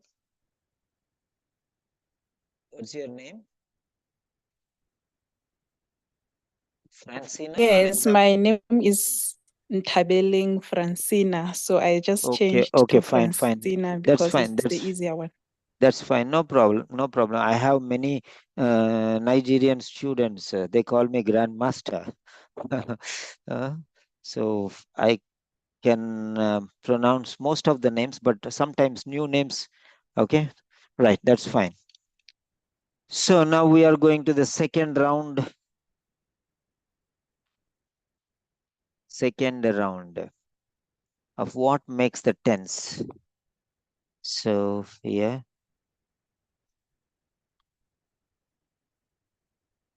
Okay. Round two.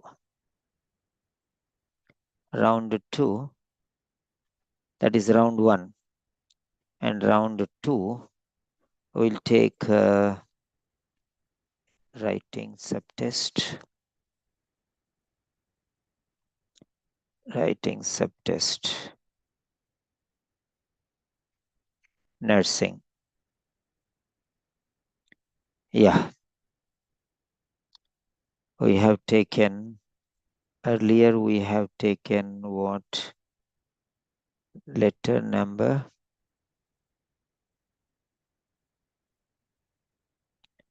Yes. Mr. Adam Knowles, right? Task number 4. Okay. Now also we'll take task number 4. Patricia Styles. Okay. Now we'll take these letters.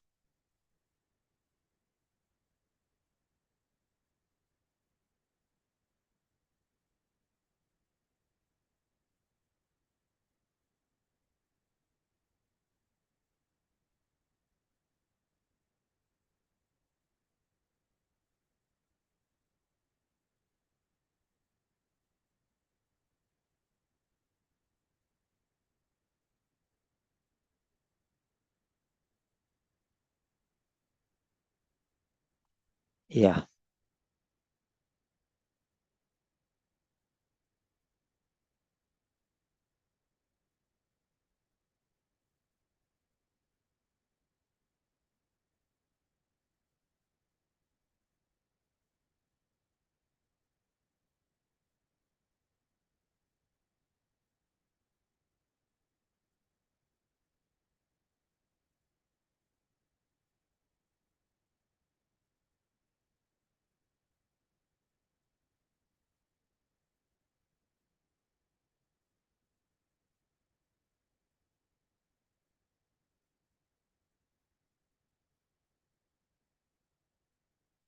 Study the sentences and identify what I am going to tell you.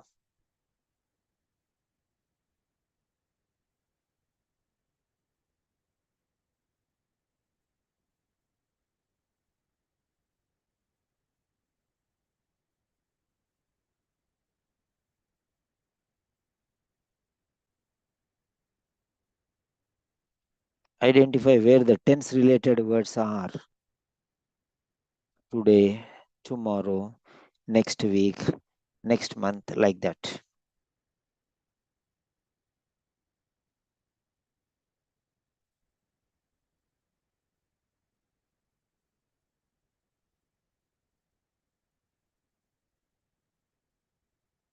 Yeah.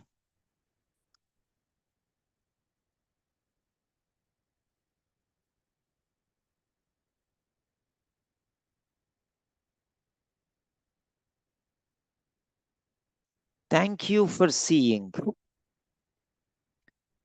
Thank you for seeing. Miss Styles. Thank you for seeing. Thank you for seeing. Okay. Thank you for seeing. Means I thank you. Means present tense. Simple tense. Thank. I thanked you. Past tense. I will thank you. Future. So thank is present tense. Remember that. Thank is present tense because I thank you. I thank you. I thanked you. Past tense. I thank you. Present tense means always. Okay. Now I will thank you. Future. So try to understand this. Who requires? So you can understand. He requires means he requires. Now he requires. After 1 hour also he will requires. After 2 hours he will require. After 1 day he will require. After 10 days also he will require until you do it. Until you finish it, he requires. So always he requires until the work is accomplished. So simple present tense. I thank you. Simple present tense. He requires simple present tense. Today, Miss Styles reports today. So now you see it today. And there you first put a comma. This is the clue. This is the time related word. Today is Excuse me, time sir. related. Yes, please. Sir, I have one doubt. Thank you for saying Mrs. Styles, who is 62-year-old widow. Shall we say in that Yeah. What do you mean way to say here? I did not get your to words clear. thank you for saying Miss Styles. Hmm. After that, we can use who. In which scenario we can use who? Okay. So who, here also you can write who is a 62-year-old widow. Okay. See there. Yes, sir. You If got it is it? there, okay. And a retired If it school. is not, if it's Okay. not there, No, we can write it. Widow we are saying. also no Okay. problem. Sir. No problem. We can write in 100 different ways. Okay, Thank sir. you for seeing Miss Styles, a widow. I'm changing different styles. Who is Okay, sir. a 62-year-old? I'm changing. I'm changing. It's my wish. Okay, sir. Okay, thank you, sir. I changed it. Can you see there? Yes, sir. I can change anyway. Thank you for seeing Miss Styles, a widow. Who is a 62-year-old retired school teacher? Okay. Then Then remove again, who can we from use here. who require? Okay. No, again. Just requires. Okay. Is that clear now? Yes, sir.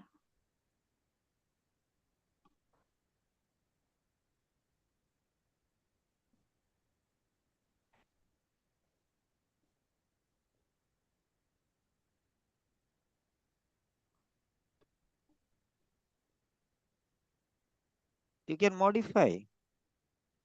You can modify. So many different ways you can write. There is no problem. There is no problem. You can write many different ways. Okay. Okay, thanks, sir.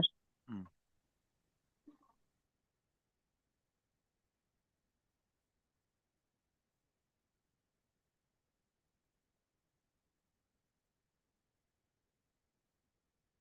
I'm bringing the original back.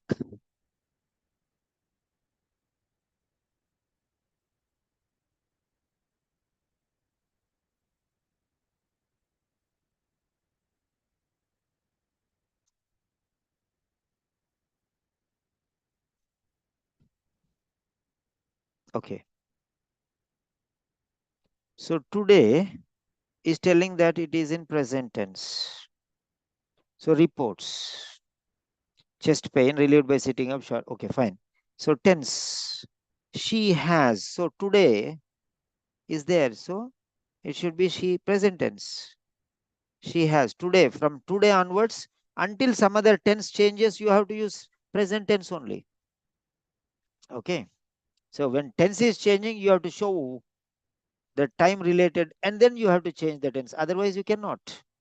Today, Miss Stiles reports chest pain. Really, okay, finish. She has a low grade fever, tachypnea, tachycardia, and tachycardia. Finished.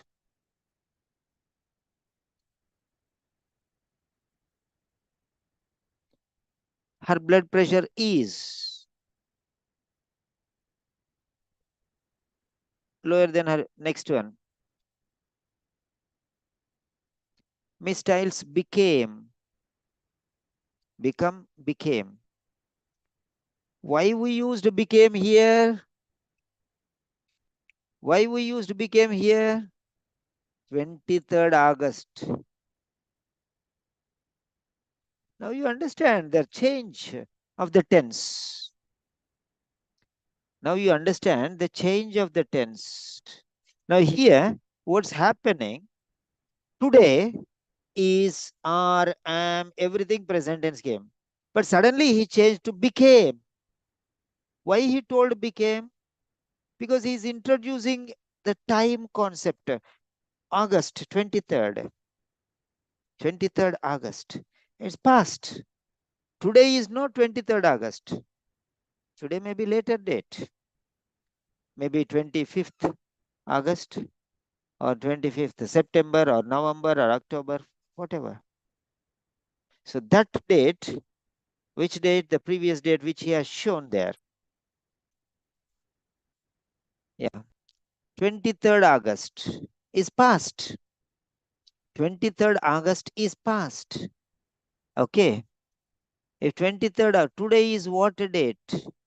Today is 30th August. Remember that. 1 week back. So 1 week back, 1 week ago, last week, last month, last year, all these things. Automatically, when you use these time phrases, you should refer to the past tense. Okay. You should refer to the past tense. Last month, last week, last year, last fortnight, last decade, last weekend, last weekdays, last summer, last winter, last spring, last spring, summer, autumn, last autumn, last holidays, or last, remove last, past, past year, past month, past week, past decade, past century, or 1 month ago, 2 months ago, 3 months ago, last, past, ago, before, 1 month before, 2 months before. So these are the words which are indicating that it is shifting to past tense from present tense. Is that clear? If the explanation is clear, give a thumbs up. If you really learned something new, why this tense is shifting, if you have digested, give a thumbs up.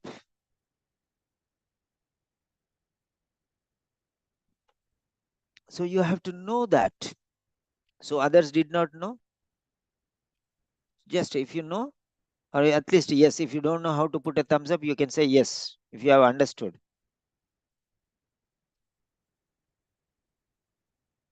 Time from today, it is shifting to 23 August. Today is 30 August and it is shifting to 23 August. A week ago, or 1 week ago, or 7 days ago, or last week, during the past week, 1 week back, before 1 week. Any way you tell, the time frame is introduced, then only you are shifting to the tense. That's very clear.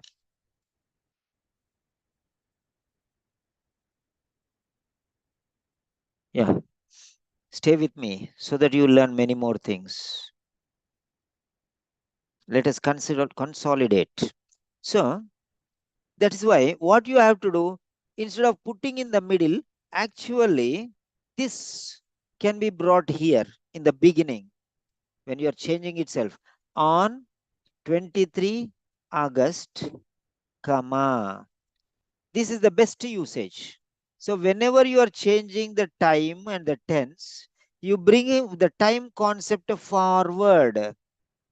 That is green. This is called the time concept. Bring it forward. Anywhere it may be there. It may be in the middle, it may be in the beginning, it may be in the end. Wherever you want, it may be there. That's not a problem. But the best presentation is to bring it to the forward. On 23rd August, that means you directly you will understand, and the person who is listening also understand. Oh, time is shifting. Time is shifting from present to today to last visit, past tense, 1 week back. Because today is 30th August.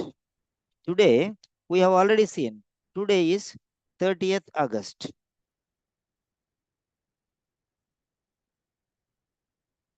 Yeah. Today is 30th August. Okay. Remember that. Today is 30th August. Try to understand that concept, how he is shifting. But he brought and put it in the middle. It was not a very excellent presentation. If you bring it to the forward on 23rd August, finished. So you can change automatically into past. No confusion. Before you did not know, because this on 23rd August is here. So you did not understand when I said became, you did not understand why it changed into past tense, because on 23rd August is after that. So you are going to wait. Now you'll get confused. But if you bring it forward, it is easy for the other person to understand. So whenever time frame is coming, put it forward. I went to the market last week. I went to the market last week. Last week, I went to the market. So automatically this last week, which is transforming the tense, should be put forward. That's better way of speaking. Next. Both are correct. This is also correct. Putting here also, it's correct. Putting here also, it is correct. Okay. But putting here is 200% right. Because you are giving stress on the time. So this is why I'm going to change into past tense. Till now, I have talked about today. Till now, I have talked about today. But now onwards, I'm talking about last week. So time changes into past tense. Until again time changes, it will go only in the past tense. It may be past simple, it may be past continuous, it may be past perfect, or it may be past perfect continuous. But present will not come in between. If you want to bring present, again you should say, but now I am recovering. Like that. Now should be there. Then only you can change. Without that now or present, at present, I am recovering. So you should, whenever you are changing the time frame, you have to denote that particular word related to time. Now everything will be in the past tense. See here. On 23rd August, Miss Styles became. Now it's very clear. Become, became. Come, came. Become, became. While visiting her sister in Greenville. She was admitted. Past tense. To Green Valley Hospital with fever, pleuritic chest pain, tachycardia, and generalized. Okay.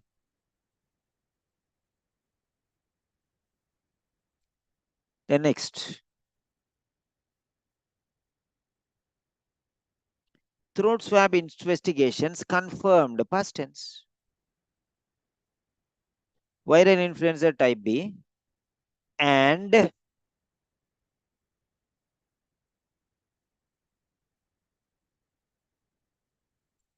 echocardiogram indicated. I'm making it to 2 sentences, just joined with and, that's all. All the sentences are in the past tense now. Indicated, past tense. Pericarditis. Okay. Her chest x-ray was normal. Was normal. Full stop.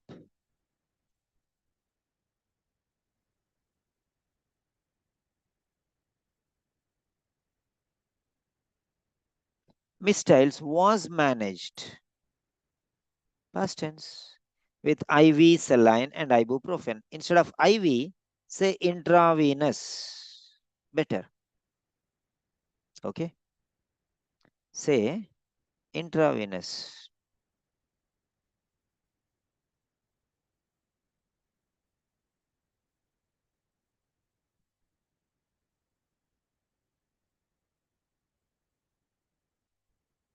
Why do you want to use note form? He's telling don't use note form. IV, BP, COPD, ADHD. He's telling you don't use. That's it. So better not to use. Then next, saline. She was discharged. She was past tense. See here, everything will be in past tense. She was discharged home on 25th August. This is time related frame.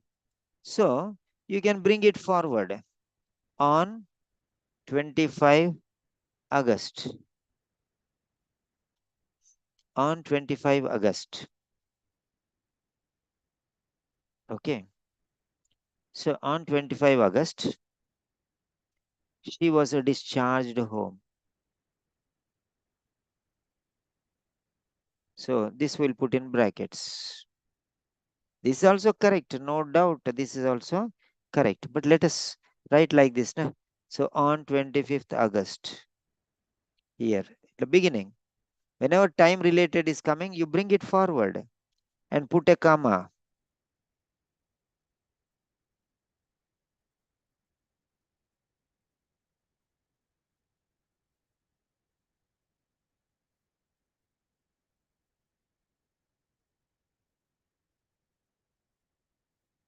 Okay, right.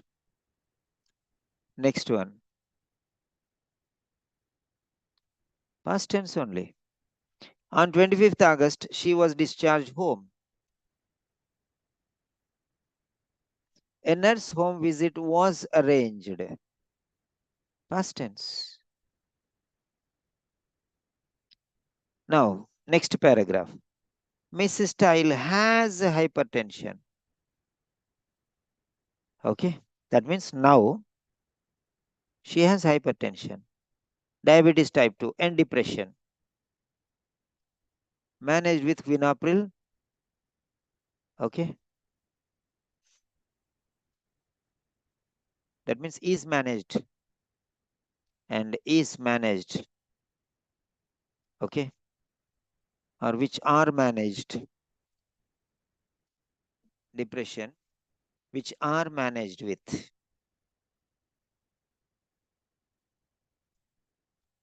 Are managed. You have to change it. Present tense. With quinapril, bracket acupril, 40 mg space. I have just now showed you. that there should be space. 40 mg twice daily. Metformin, Diabex, 500 mg twice a day. See, everywhere comma you need not put. No commas. Many people, Quinapril, comma, 40 mg, comma, twice daily, comma. What is this? Making a mess out of everything. No need. One medication, then comma, another medication, then comma, another medication, then comma. Why all the medications together? So you can improve this quality also, making a listing of things. Okay. And glycoside, APO glycoside MR, 30 mg daily.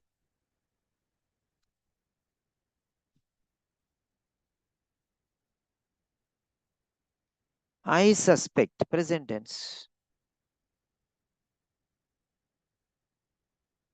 I refer, present tense. So try to understand here very clearly that time related words are playing a very crucial role. So always mention the time, and you are then automatically you will know which tense you have to write. I'm talking about tenses and grammar. Tenses and grammar. What are the tenses and time related tenses? Time and the relevant tenses. So that's it. So we have done 2 questions here. Okay. So I think you gained a little more insight regarding time and tenses. Okay. So are you ready for more? I am there. Are you ready for more? So 9 students, from 12 students, we drop down to 9 students. So are you ready for more? People are not interested. I am there. If you sit for 2 more hours, 3 more hours, 4 more hours also, I'll sit there. Yeah, tell me, let me know how many are you ready?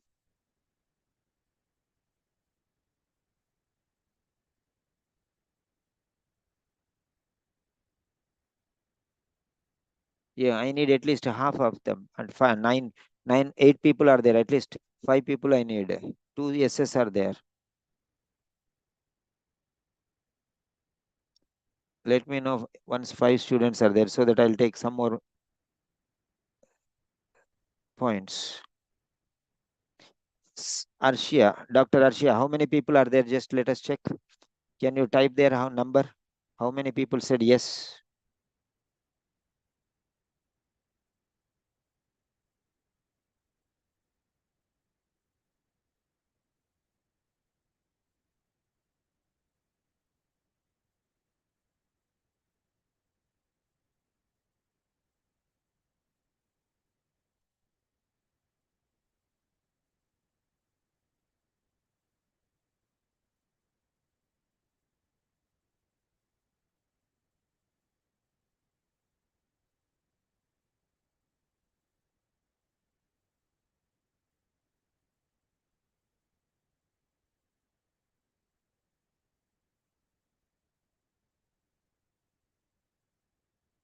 Yeah, 4.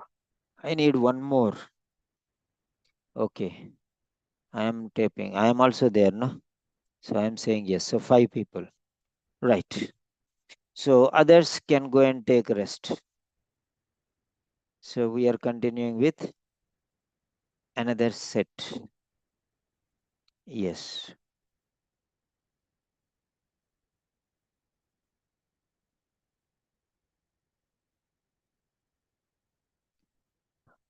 Now we'll Barry Jones over. We'll Adam Knowles. Okay. Eliana Bennett, number 5.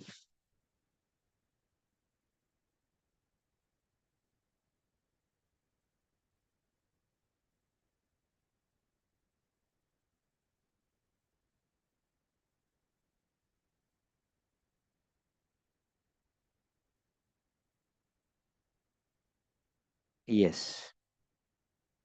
Yeah. Okay, fine. So we'll see some more points. Yeah, okay, Zenda. So now round 3.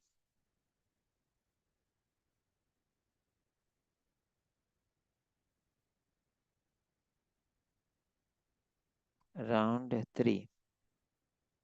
This is Miss Eleanor Bennett. Miss Eleanor Bennett. Yeah, single T.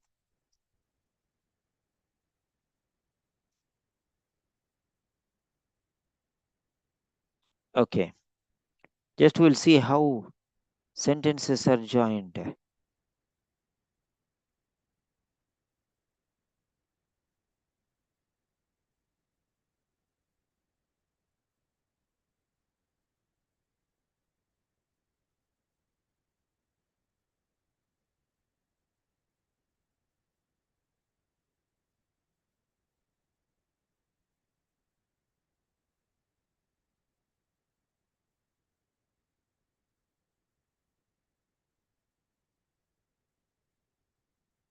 Yeah. Okay. I'm writing to request, so concerned about the possibility.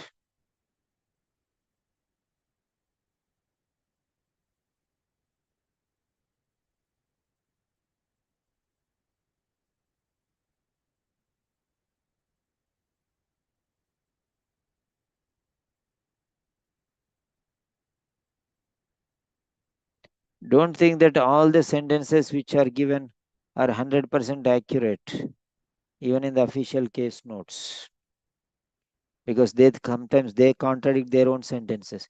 She is a heavy drinker. You should not say drinker. You should not say smoker. But in the official case notes, it's there. These are outdated materials, long back written. Okay, old case notes. So they have changed the styles.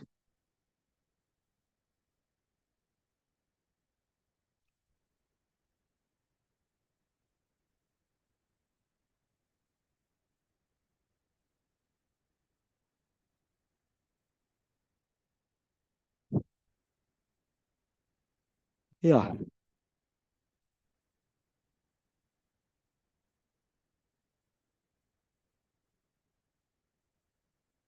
Here it is not written. If any information is required, please do not hesitate to contact me or anything. Nothing is written here. That sentence itself is missing here. Okay. Right.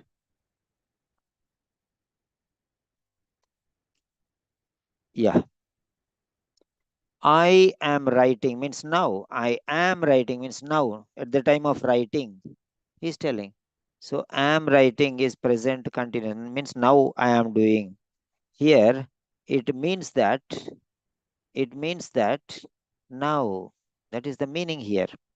I'm putting in bracket. It's understood. I am writing means now. I am writing to request your review of Miss Bennett, a 45-year-old lawyer. See, a 45-year-old lawyer. Try to understand. Many times it is given, but many people do not learn these things. Who is concerned, present tense. Is concerned, sorry, about possible side effects of her cardiac medication. Now, next, here you see, here had. Little confusion is there. Why change it from present to past? Because on 8 February is here. See here. See here. Okay. It's coming afterwards. Afterwards. Now, what you can do to improve this one, you write in the beginning on 8 February. It's easy, na? Now, easy for anybody to understand. So, put this in brackets. That is also correct only. Okay. That's also correct only. On 8 February, so finished. It's past. Why? Today, now. Okay. So what is the letter dated? Today's date, 15 May.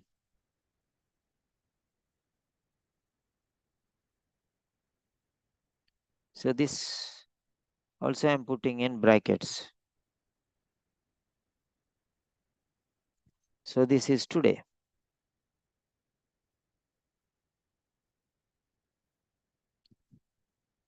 Okay, this no need to write, but this understood here. So today, not only today, now.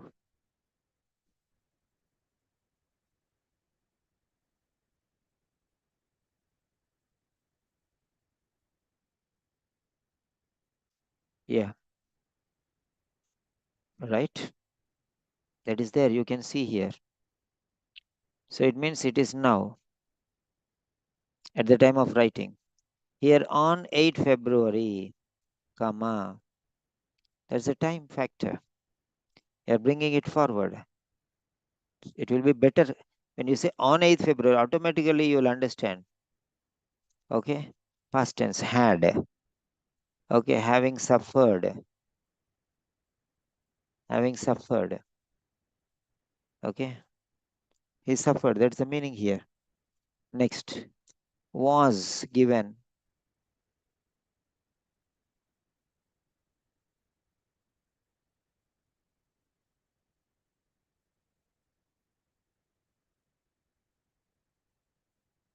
Was given.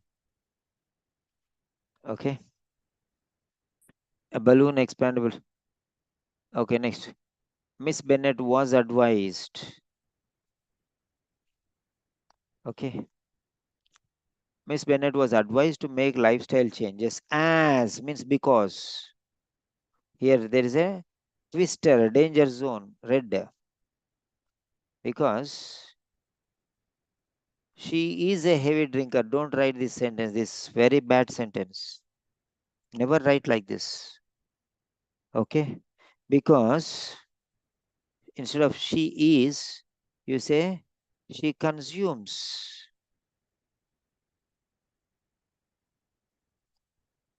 She consumes. She consumes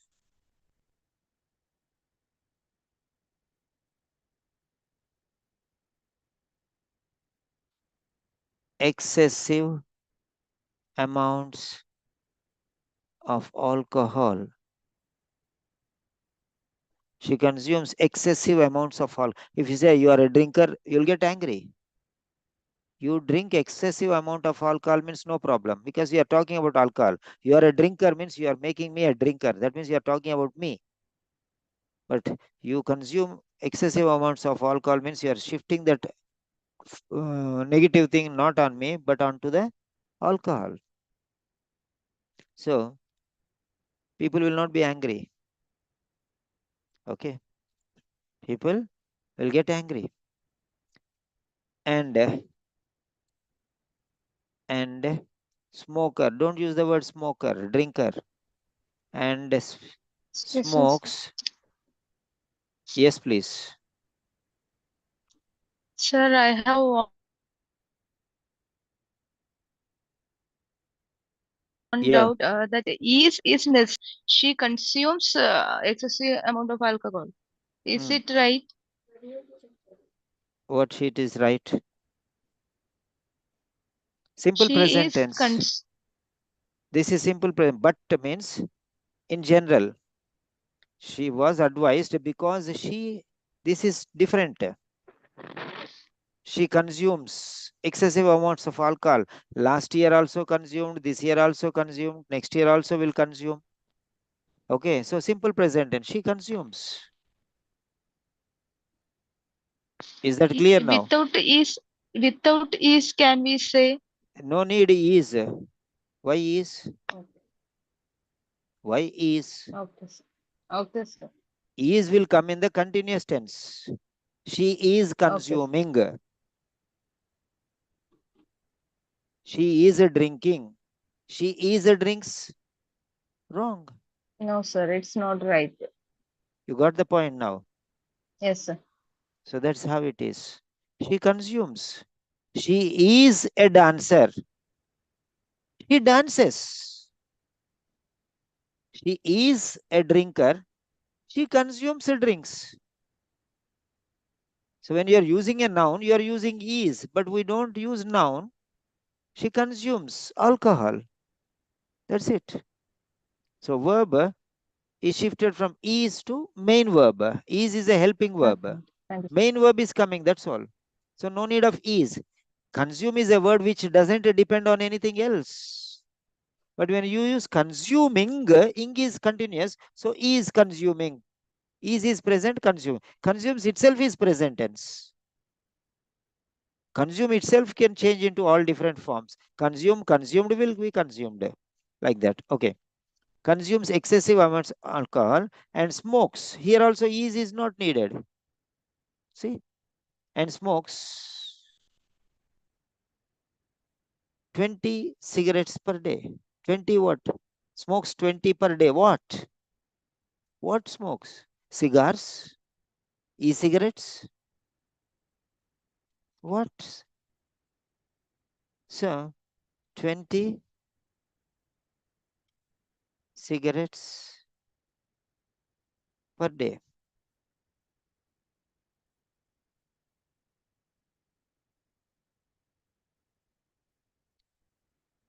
Yeah.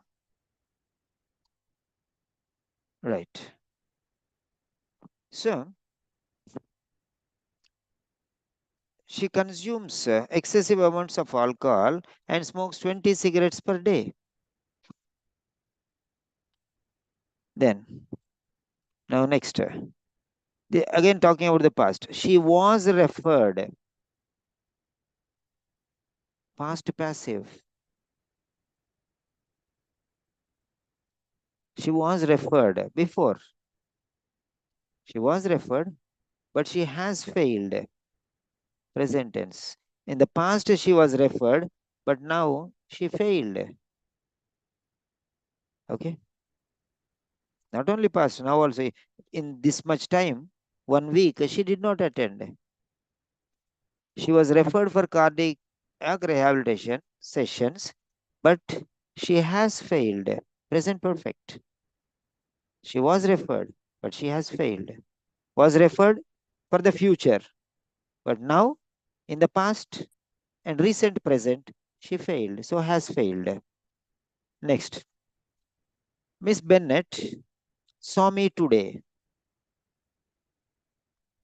Mrs. Bennett saw me today. That means he's telling today morning.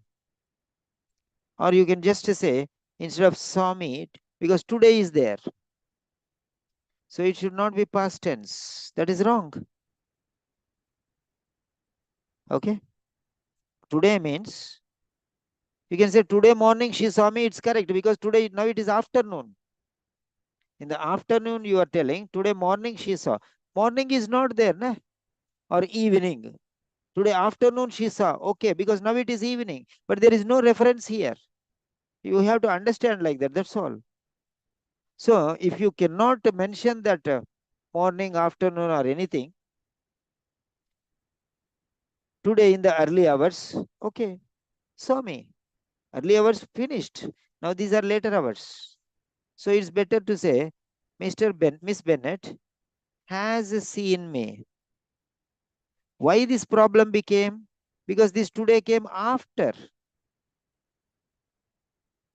If this today comes here, then automatically you will use simple present tense.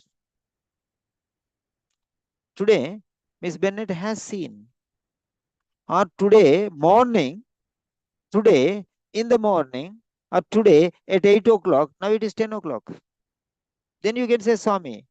That time 8 o'clock, 1 hour, 2 hours before, now it is 10 o'clock.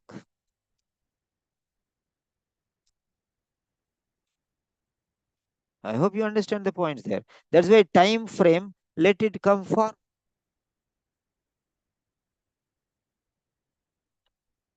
Today Miss Bennett has seen me reporting problems or with the complaints of dizziness, headache, and diarrhea. Okay.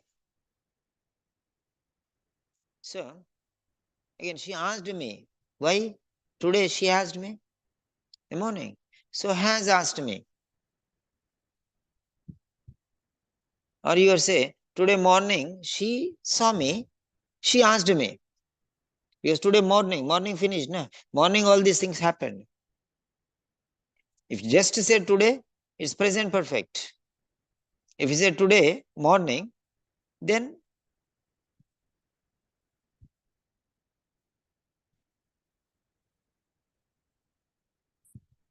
today morning, yeah. Automatically it became what? So saw me. It will be correct. So just write today morning, comma, or today at 10 a.m. Miss Bennett saw me, because now it is 12 noon or 4 p.m. Is understood? And now I am writing the letter. Today at 10 o'clock she saw me. Or now it is 10:30. 10 o'clock she saw me. So saw. If it is no time, and nothing is mentioned morning. Today, 2 hours ago, he saw me. She saw me. Correct. 2 hours ago, 1 hour ago, 30 minutes ago also past tense. Okay. So see very clearly there. It's not very difficult. 1 minute ago also is past. 1 minute ago, he went. Just now he has gone. 1 minute ago, he has gone is wrong. He went. 1 minute ago also, a second ago also. Ago past tense. This second is present tense. 1 second ago past tense. 1 second afterwards future tense. That's all. Second. Big or small doesn't matter. This second or last second. Finished. Last second is past tense. Next second is future. This second is present. So be careful. So today, Miss Bennett has seen me. Okay. Today morning, Miss Bennett saw me. Be careful there.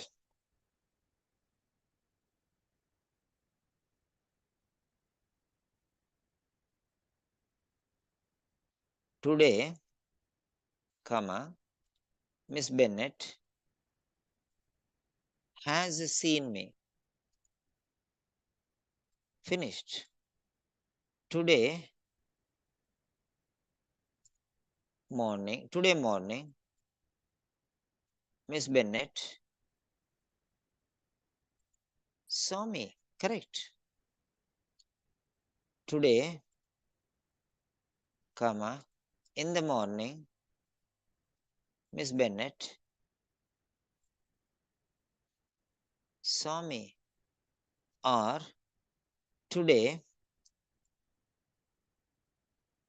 an hour ago, Miss Bennett saw me only.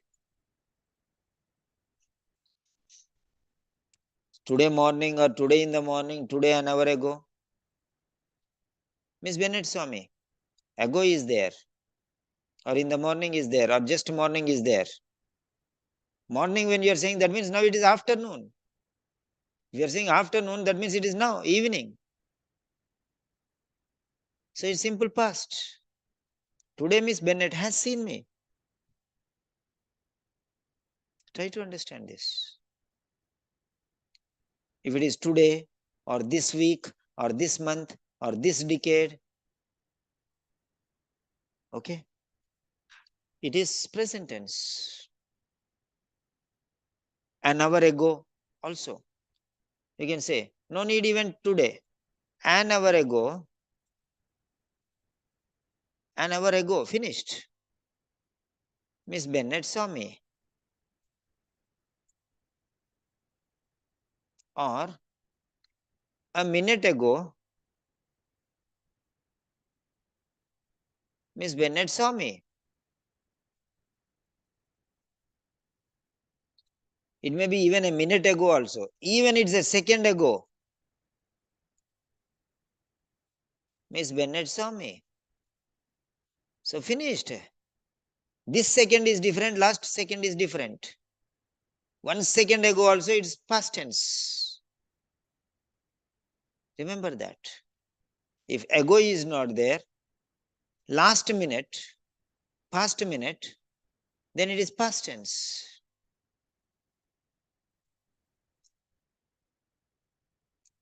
Right. So I hope you understood this point very clearly. So today at 10 a.m., Miss Bennett saw me. Be very clear here. Then next, she asked me when, that time when she came, she asked me, past tense only. Okay. Now this, she has a family history, means now also she has. She always has this family history. Yesterday also she had, today also she has, tomorrow also he'll. So simple present tense, she has, always. I have 2 sons. Yesterday also I have, today also I have, tomorrow also I have. So I have means simple present tense, always. She always has a family history. Tomorrow it will gone? No. History is always there. That means it is always understood. You should, even if it is not written, you should understood that always is there. Okay. Yesterday also is there, family history. Today also family history is there. Day after tomorrow also family history is there. The history is always there. Past, present, future. Until you die, it is there. Okay. So she has a family history of cardiac problems and mental health issues with a father who died aged 53. Father died, finished. He died at the age of 53. He died when he was 53 years old. That is past. That's a different sentence. Father died at the age of 53. Finished. That death is finished. He is not dying now. Death means finished. It's not forever. It's not yesterday, today, and tomorrow. It's finished. He will die tomorrow, or he is going to die today. Not like that. Finished, died because of heart disease. That's understood there. Some time back. That's the meaning.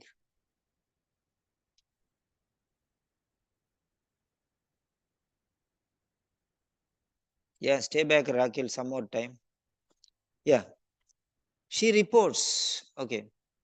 Father who died. This is past tense. This is one-time action, finished. Past tense. And brother who is a suicide risk means now also he is present. The suicide risk is always there. Brother is not died. Risk is there. It is. Is means yesterday was a risk, today also a risk, tomorrow also is a risk, day after tomorrow. Until he dies, it is always a risk. Finished. Two more sentences. Afterwards, you can go. Excuse me, sir. Excuse me, Yes, sir. please. Who is Who this? has Yeah, Soumya. Yeah, tell me. a suicide risk? Can we say Hmm. who has Who a has suicide risk? who has a suicide risk? Okay. Who has Is a that right? suicide risk? That is also right. That is also right. Brother who Because is a if suicide risk for everyone, but he has a risk for himself. That is a different angle. This is a different angle. Who is a suicide risk for everyone? Is a risk for everyone. Everyone can see a risk. He is a risk. He is a problem. But he has a problem. Yeah. He has a problem and everyone has a problem. So he is a problem to everyone. Okay. He has a problem. Both are correct. He is a suicide risk for the family members. He has a suicide risk for himself. He has that risk. Then there, which one is correct, sir? That I is think also who correct. has. This is also correct. Who is at risk also is correct. Who is at risk of committing suicide? That is also correct. There are many different ways of writing. You understand? Okay. Now I am wearing a shirt. After some time, I'll wear a bunny. And tomorrow I'll go to Kashmir. I'll wear a sweater. And day after tomorrow, I'll go outside. I'll wear a t-shirt. So what is right means what I'll tell. You understand? Everything is right Okay, according to that situation, right? Okay, sir. I cannot wear a sweater in the hot sun. I cannot wear cotton dresses, thin dresses in cold winter. That means according to the situation, you have to change your sentence. Is that clear? Yes, sir. Yes, sir. This is also correct. That is also correct. Who has a tendency to commit suicide? That is the meaning. If you say who has, that means he has a tendency to commit suicide. That is the meaning. Okay. So who is a suicide risk, and therefore we have to be careful with him. That is the meaning. You have to understand that. What is the person Scenario. speaking? Based on that one, you have to understand. That is also right. This is also right. Fine. Okay, sir. Next one. She reports. Present tense. Present tense. Everything is coming. Extreme stress over for a family situation. She reports. That means now she is reporting. Yesterday also she told, today also she will tell, tomorrow also she will report the same stress. Tomorrow you ask, she will report the same thing. Yesterday you asked, she reported the same. Today also you ask. After 10 days also she will tell the same thing. Stress over my family. That means she reports. It's a common thing happening every time. Whenever you ask, she will tell the same thing until that is solved. It's a continuity. It's an ongoing problem. So, sir, It's always. we can write like this. She has had reported. She has reported also is correct. Mhm. She reports also is But correct. She she has reported reported. many times. So we can join this sentence. Extreme stress over her family situation is reported is also correct.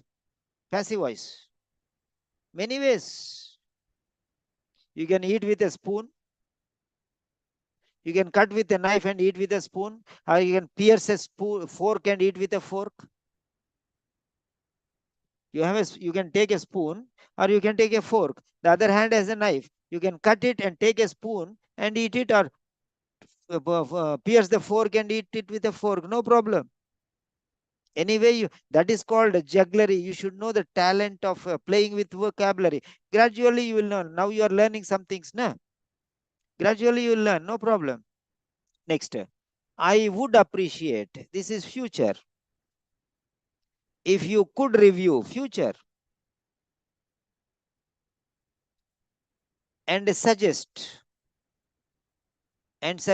Could review and could suggest. The could is taken from here. This could is for both. Could review and could suggest. Ways to manage lifestyle changes. So finished. Suggest. So this is how tenses are formed. How tense related. If you know the words what you are using. Tomorrow means future. Today means present. Yesterday means past. Yesterday with time. Okay. Yesterday with time. Exactly at that particular time. Tomorrow exactly at a particular time. Tomorrow at 8 o'clock. Tomorrow I will go. Tomorrow at 8 o'clock I will be going. Yesterday at 8 o'clock. Yesterday I went. Yesterday at 8 o'clock I was going. I go. Now I am going. Now means time. Now I am going. Today I go. Today I read. Today I teach. Today I teach English. But now I am teaching English. Today I teach English. Always I teach English. So today also I teach English. But now I am teaching English. Finish lesson. Just now I have finished teaching. Just now I have finished. Just now. Right now, I have finished. Just now, I have finished. A moment ago, I finished. But just now, I have finished. Just now, I have finished. A moment ago, I finished. You cannot say a moment ago, I have finished. Ago is past tense. So try to understand. Try to understand what I'm telling you here. So now, that's it. So give your final review. Did you enjoy the session? Did your heart leap with happiness? Did you have wings over your shoulders? Final review. Tell me what exactly you had. Tell me in your own words. Yeah. Now, one by one. Yes, let us start with Keval. Dr. Keval. Yes, sir. Now I definitely know much about tenses, and also now I feel free to write what I have to write, what I have to convey, and I am not held back now because of learning today this with you. Definitely, it has helped me so much. Right. Thank you. Next, Dr. Arshia. Yes, sir. It's very beneficial, and I think gradually everyone will learn like that. No, many questions today. Like gradually everybody will learn one day. So it's better every day we will practice that. No, one day we will reach. Yeah, thank you. Thank you. Oluwabusayo. Yeah, welcome. Welcome. Oluwabusayo. Oluwa. Hello. Hello, Oluwa. Yeah. Yes. The session was very beneficial. Actually, it's a particular mistake I always make, of which I think I even made that same mistake in the letter I wrote and sent. Like the today she reported that. So now I think I now understood it very well that I'm supposed to be like today she reports, as in like the way you really explain it was so explanatory. So I really learned a lot today. Though if at the first session I joined through YouTube, I didn't know that I was supposed to join through the Zoom class. So I then like when I wanted to now contribute, I now saw that wow, I'm supposed to join through the Zoom class. So a thumbs up. Thank you so much, sir. So if you really enjoyed the session, then you can invite your friends to attend some of our open sessions. Okay? Right. Rakil Kuram.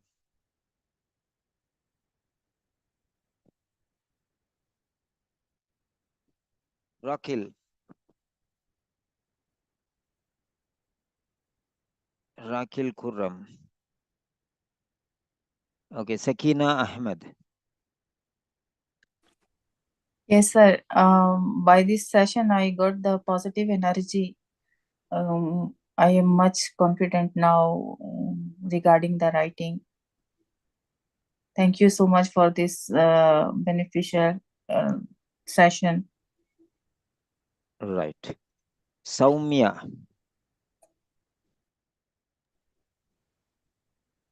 Hello, sir. Thank you for your wonderful class because since our childhood we are learning grammar. But the thing is, we don't know where to apply that grammar. If it is and everything we are learning since our childhood, but actually the thing is we don't know where to apply. But today class you explain in detail about the application of grammar where we need to use the tenses.